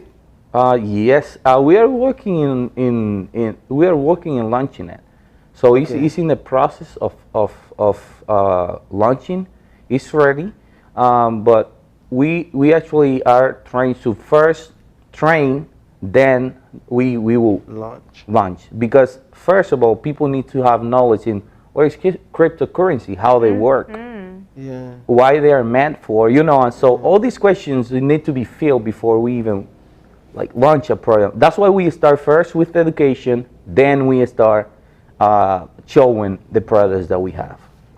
All right. So CEO Urbina, tell us a bit more about how this partnership came about with the Ministry of Youth. Right. So as explained, we got very interested in the concept. Yes. We know that in Belize there are buzzwords in terms of the Bitcoin and the electronic currency, as is being recently launched by our local banks. Also, it's a form of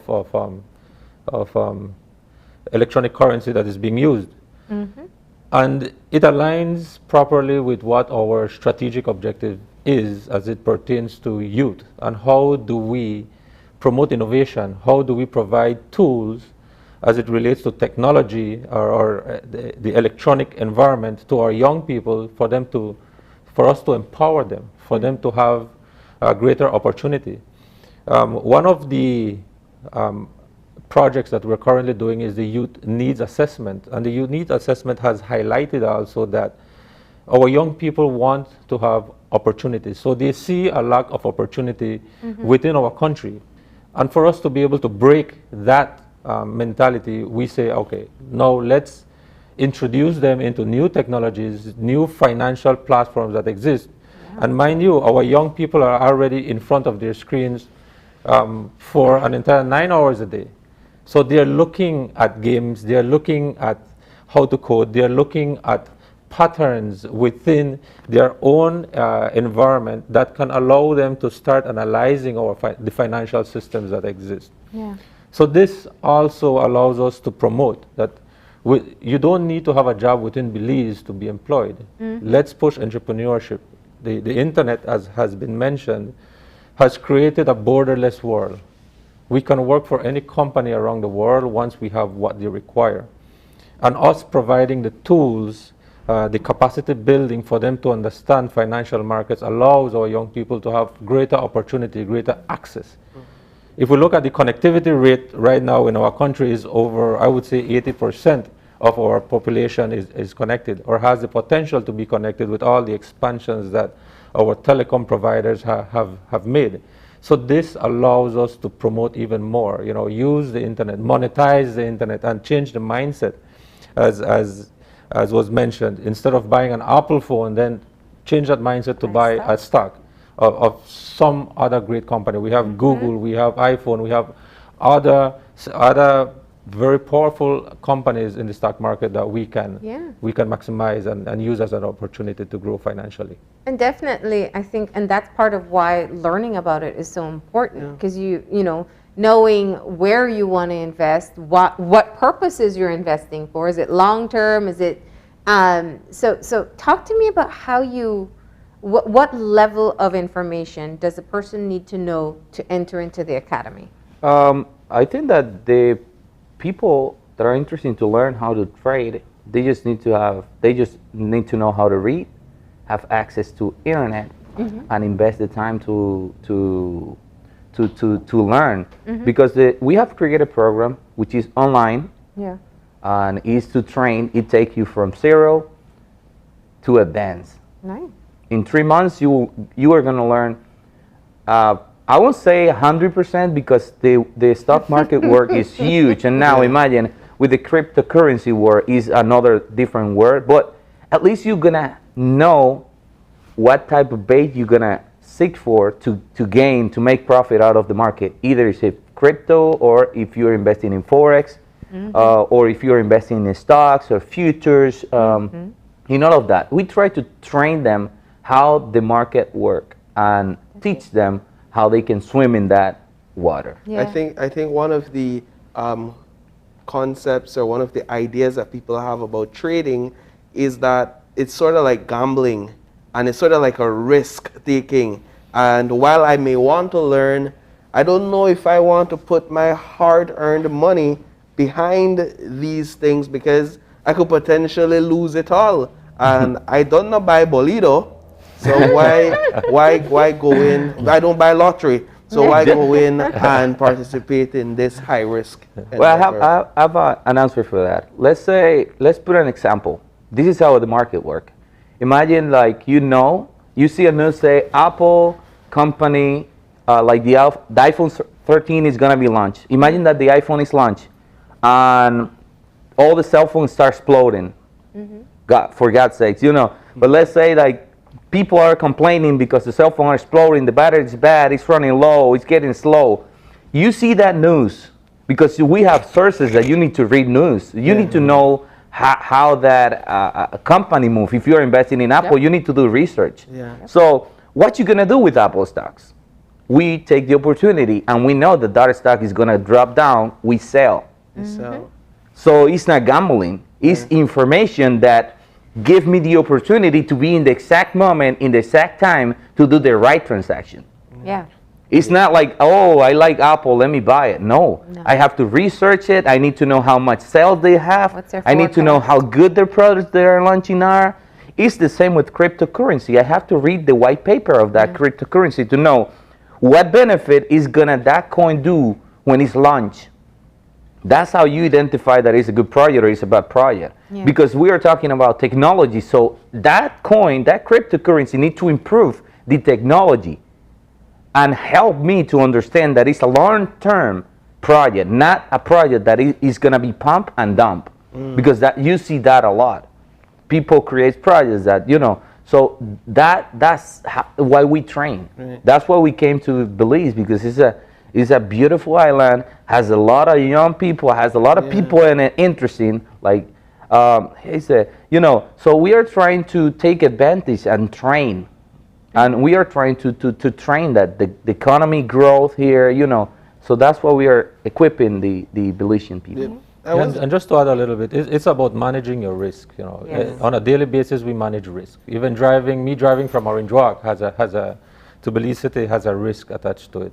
And you mentioned quite right. A lot of people don't really buy a lottery because they really don't know or don't want to take the percentage of winning is a game of a possibility. So just as you are able to lose, you are also able to win based on the activities that are happening around the world. So it's a give and take also.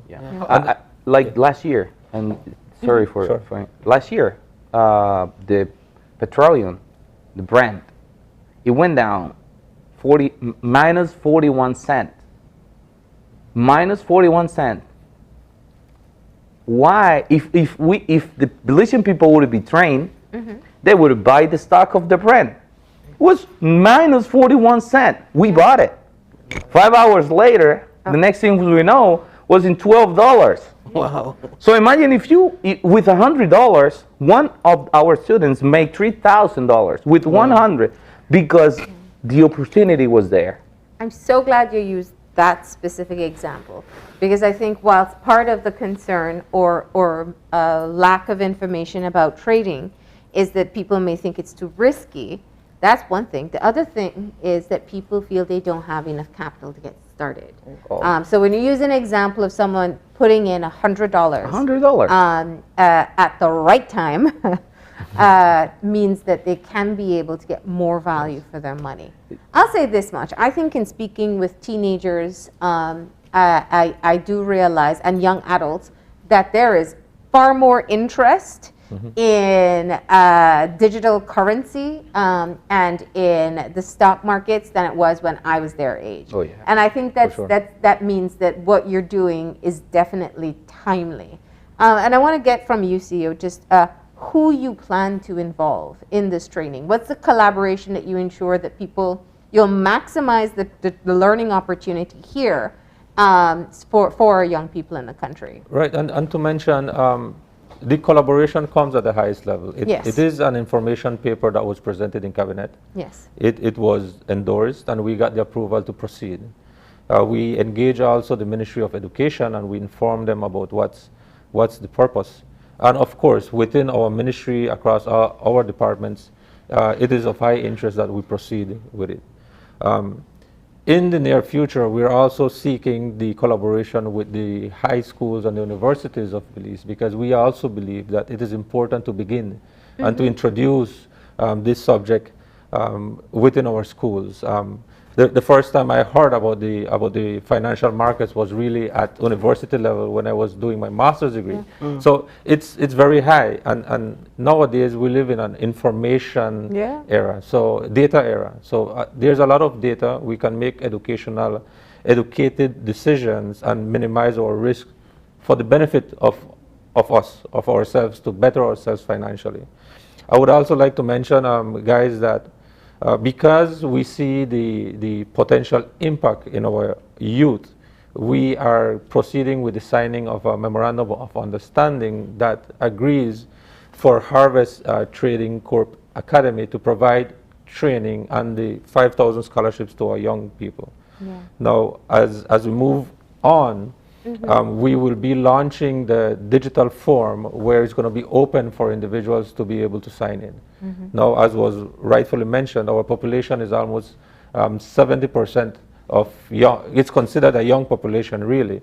And we are estimating that about 28% of that young population will take the scholarship to be able to better themselves within our country.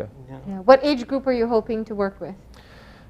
We don't really have a limit. We're looking at the young population, which is from 14 to 29. So that is what we have open. We are still to confirm if underage kids would be able to participate. Nonetheless, the master class would be on YouTube, so you are also able to access via live stream. And so it's going to be from 14 to 29 or 18 to 29. We're still pending confirmation on that. Nice. Why Belize as the right partner? One of the things that calls our attention is when we were in Guatemala, we realized that Belize was an island right next to it. So the CEO of Harvest, he was really interested in knowing. And when he came and we heard about it, it's exactly the same thing. The population is 80% youth. And it's like you said, most of them are swimming in the internet, just playing games. Why we don't train them and they can start making money out of home? They take advantage of that internet. Belize is a place that is like, we call it like brand new to invest. So we like to invest in these new areas. It's different when you go to other countries that are more developed than Belize. They already had some things. Why you go to some countries that already have what you have? Give it to the need. So we identify those type of countries to invest in them, and cause a growth economically and financially in the population. So that's why we choose it, because the people here like to work. We saw that when we came the first time. They have such a great heart. They are polite and they serve. So why you won't empower people like that, with such a great heart? Allow me to ask, what's in it for Harvest Trading Academy? Because I understand that these courses, while you're giving them as scholarships, that they're not free, that there's an attached cost, and that if you calculate the price of 5,000 courses together, it's an investment maybe in the millions of dollars. Can you speak to what's in it for you guys and maybe the cost? Well, each course is sell in other countries for $500 US.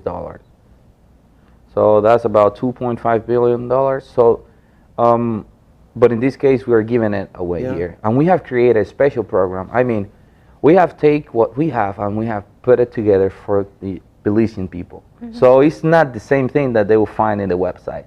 It's something special, one, because it has to be bilingual. So we have created, with the agreement that we are signing, we have created a course especially for Belize. So this is going to adapt to the culture. We are doing research. We are understanding your culture. That way we can implement, because it's better to learn with the things that are around you, not talking about things that are outside, things that you see every day. So that's what we are doing with these 5,000 scholarships, so that they can implement it in the schools, they can implement it in universities, and maybe become a class or even a career in the future. And what do you gain from that? What does Harvest Trading Cap Academy gain from that? The satisfaction is help. The satisfaction is that empower. The satisfaction of the academy. The name said it all. It's harvest. So we plant for the future. So we are planting in Belize to see a better future, to see the economy grow, to see this country develop in all the potential that it has. When you fly Belize, you see a lot of green. Maybe in the future we will fly to Belize, we will see buildings, we will see malls, we will see, we are trying to impact the future, the generation. And that's the satisfaction that we gain from it. Finding people that are willing to work and push for the future of their country, that was great. I mean, the desire of all the CEOs, all the ministers to see the people of Belizean in power cost us that fire. You come with the charcoal, but they have the fire. Let me tell you, they have the fire. So that was cost us to choose Belize. And the MOU signing takes place today? No, tomorrow, the 17th. Tomorrow, yes. Yeah. Tomorrow at 3 p.m. the MOU signing will be done. Yeah. And from the ministry standpoint and from the minister, of course, Minister Bernard, he is quite excited. And we strongly believe that it's something big for our country. It gives us more potential to grow as individuals. But just to add to the question you asked, while there's a cost or an eventual cost, the important thing is for our young people to be introduced to what trading is all about. And of course, if they want to grow and gain more experience in terms of what trading is, then yes, that is where the cost would come. The initial scholarship is a free course for them to be able to learn from scratch to an intermediate or advanced level as they wish. But also, there's Google. There's a lot of research that can be done. Right. So it gives them the tool to begin. It's always said that at school you're not really taught what your function will be what your function will be at work, but it empowers you to be able to do the research and adjust and adapt to what you need to do in the work. After the signing, there's a master class, correct? It's correct. Who can access that and how can they access that? At what time will that be? On tomorrow at 6 p.m. start the master class, and everybody can access through www.harvesttradingcapacademy.com. It will be live there. It will be a stream, so people can access to that and see it from home.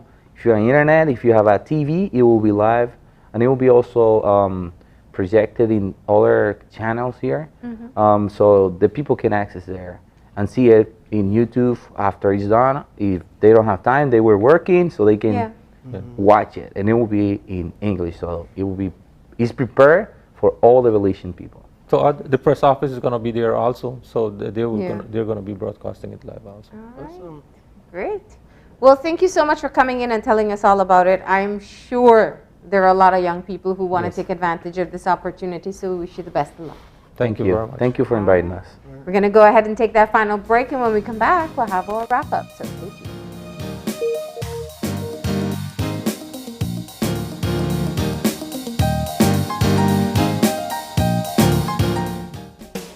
At Belize Diagnostic Center, we offer FDA-approved PCR testing for COVID-19. Get your results as quickly as 1 hour. Don't risk getting exposed to COVID-19 by going elsewhere. We take appointments, or we can come to your home or office using our concierge service with no additional fees. We have 10 locations countrywide. Call or WhatsApp us at 613-TEST. That is 613-8378 to schedule your test today.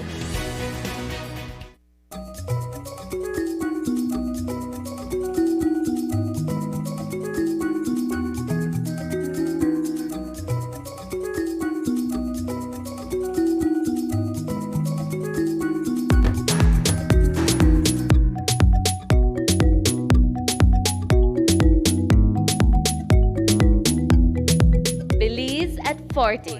Hopeful hearts, steady hands, together we rise.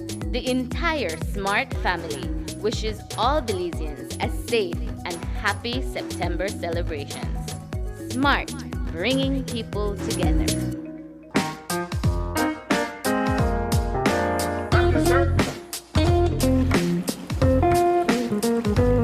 The TV you love is always with you. From live TV, sports, and on-demand titles. Choose your plan today. Plans start as low as $15 per month.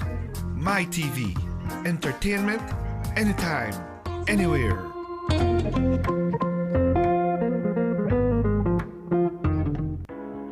Imagine going through your entire day without the burden and risk of carrying cash on you. Belize's shift to digital wallets has begun with eCash. We can now skip the cash when collecting money or paying for our essentials, all while using a fast, easy, and secure platform. Simply add funds to your wallet via bank transfer or at an agent, and you're good to go. You will be able to make quick, easy payments simply by scanning QR codes. And best of all, it all happens just like that. Payments are as easy as clicking a link online or scanning a QR code. Download the eCash app from the Google Play and Apple App Store today and take your first step into a cashless lifestyle. The future is here with eCash. For more information, visit www.e-cash.com or contact us via WhatsApp at 613-0257 to find out more.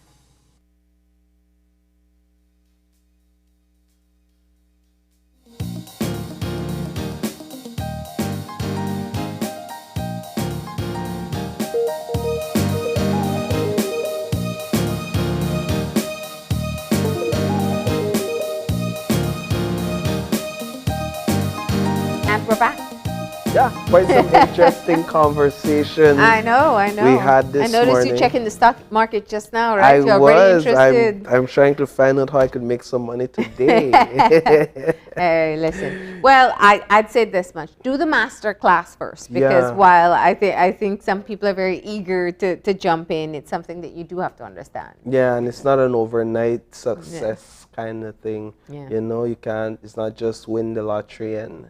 Yeah, go and even home that, with big how often money. does that happen?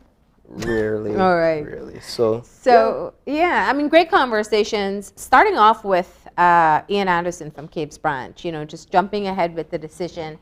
And I think it's important to note that this is not the first time that he's kind of gone out on a limb and done things differently. Yeah. When the airport was reopening last year, he made a decision that he would in fact not allow for foreign visitors to come into his property, because at that time there was a wave in the U.S. and he didn't agree with the reopening of the airport. So it was for Belizean guests only, people who lived here, I should say. And now he's going out and saying that moving on with this particular move, where he will only allow for fully vaccinated persons to access the hotel and all the services there at Caves Branch, which is, you know, I think it's a very bold step to make. It's a time where people are trying to make money, and it's interesting to note that he says that most of his feedback has been positive. Yes, and that's where I was going to start. It's good to know that his clientele seems to be, for the most part, in support of this initiative. I think that response from his clientele may take a bit of the edge off other businesses in the sector that may want to consider this. So he is a trial run for the most part, when it comes to accommodations. I know we said Old Belize has this in place, but they don't necessarily have accommodations in terms of place to stay and different tours and stuff like that, an all-inclusive package as Caves Branch does. So he's a model that I'm sure many in the sector will be watching to see how that plays out. And very interesting decision, and we wanted to know more about it. So we thank him for coming in and telling us all about it. We also want to thank Ambassador Marianne Van Steen, the European ambassador to Belize, who is here in country and made her first official visit with us, just to talk a bit about the work that is currently ongoing, some of the projects that they have worked on, and some that they are hoping to endeavor to support in this international partnership. And of course, final conversation that we just had with Harvest Trading Corp Academy and the Ministry of Youth Sports and Youth Governance. They're preparing to sign an MOU tomorrow to launch 5,000 scholarships for Belizean youths. And I kind of passed that age, but I'll still find my way into that somehow. But so there is a master class. There is a master class also starting at 6 p.m. tomorrow night. Yeah. They're launching that, and so 5,000 youths will get that opportunity to learn more about the stock market, about trading, and about how to make finances in that area. So that's something to look forward to. Yeah, absolutely. And don't forget that tonight there is a whole lot to cover, and looking at the recently announced, I should say recently confirmed, changes to the curfew and movement restrictions on Sundays. And so we'll have that and a lot more for you in our newscast tonight at 6 p.m. That's all the time we have for this morning. So remember, if you'd like to contact us, just send us an email at oye@channel5belize.com. You can also find us on Facebook at Open Your Eyes BZ and on Instagram at OYE Belize. Definitely. Remember to tune in tomorrow morning at 6:30 when you open your eyes. And your heart. Open your eyes, start your morning right. Start your morning right. And keep your eyes, your mind, and your heart open. We'll see you soon. Enjoy your day, please. Thank you.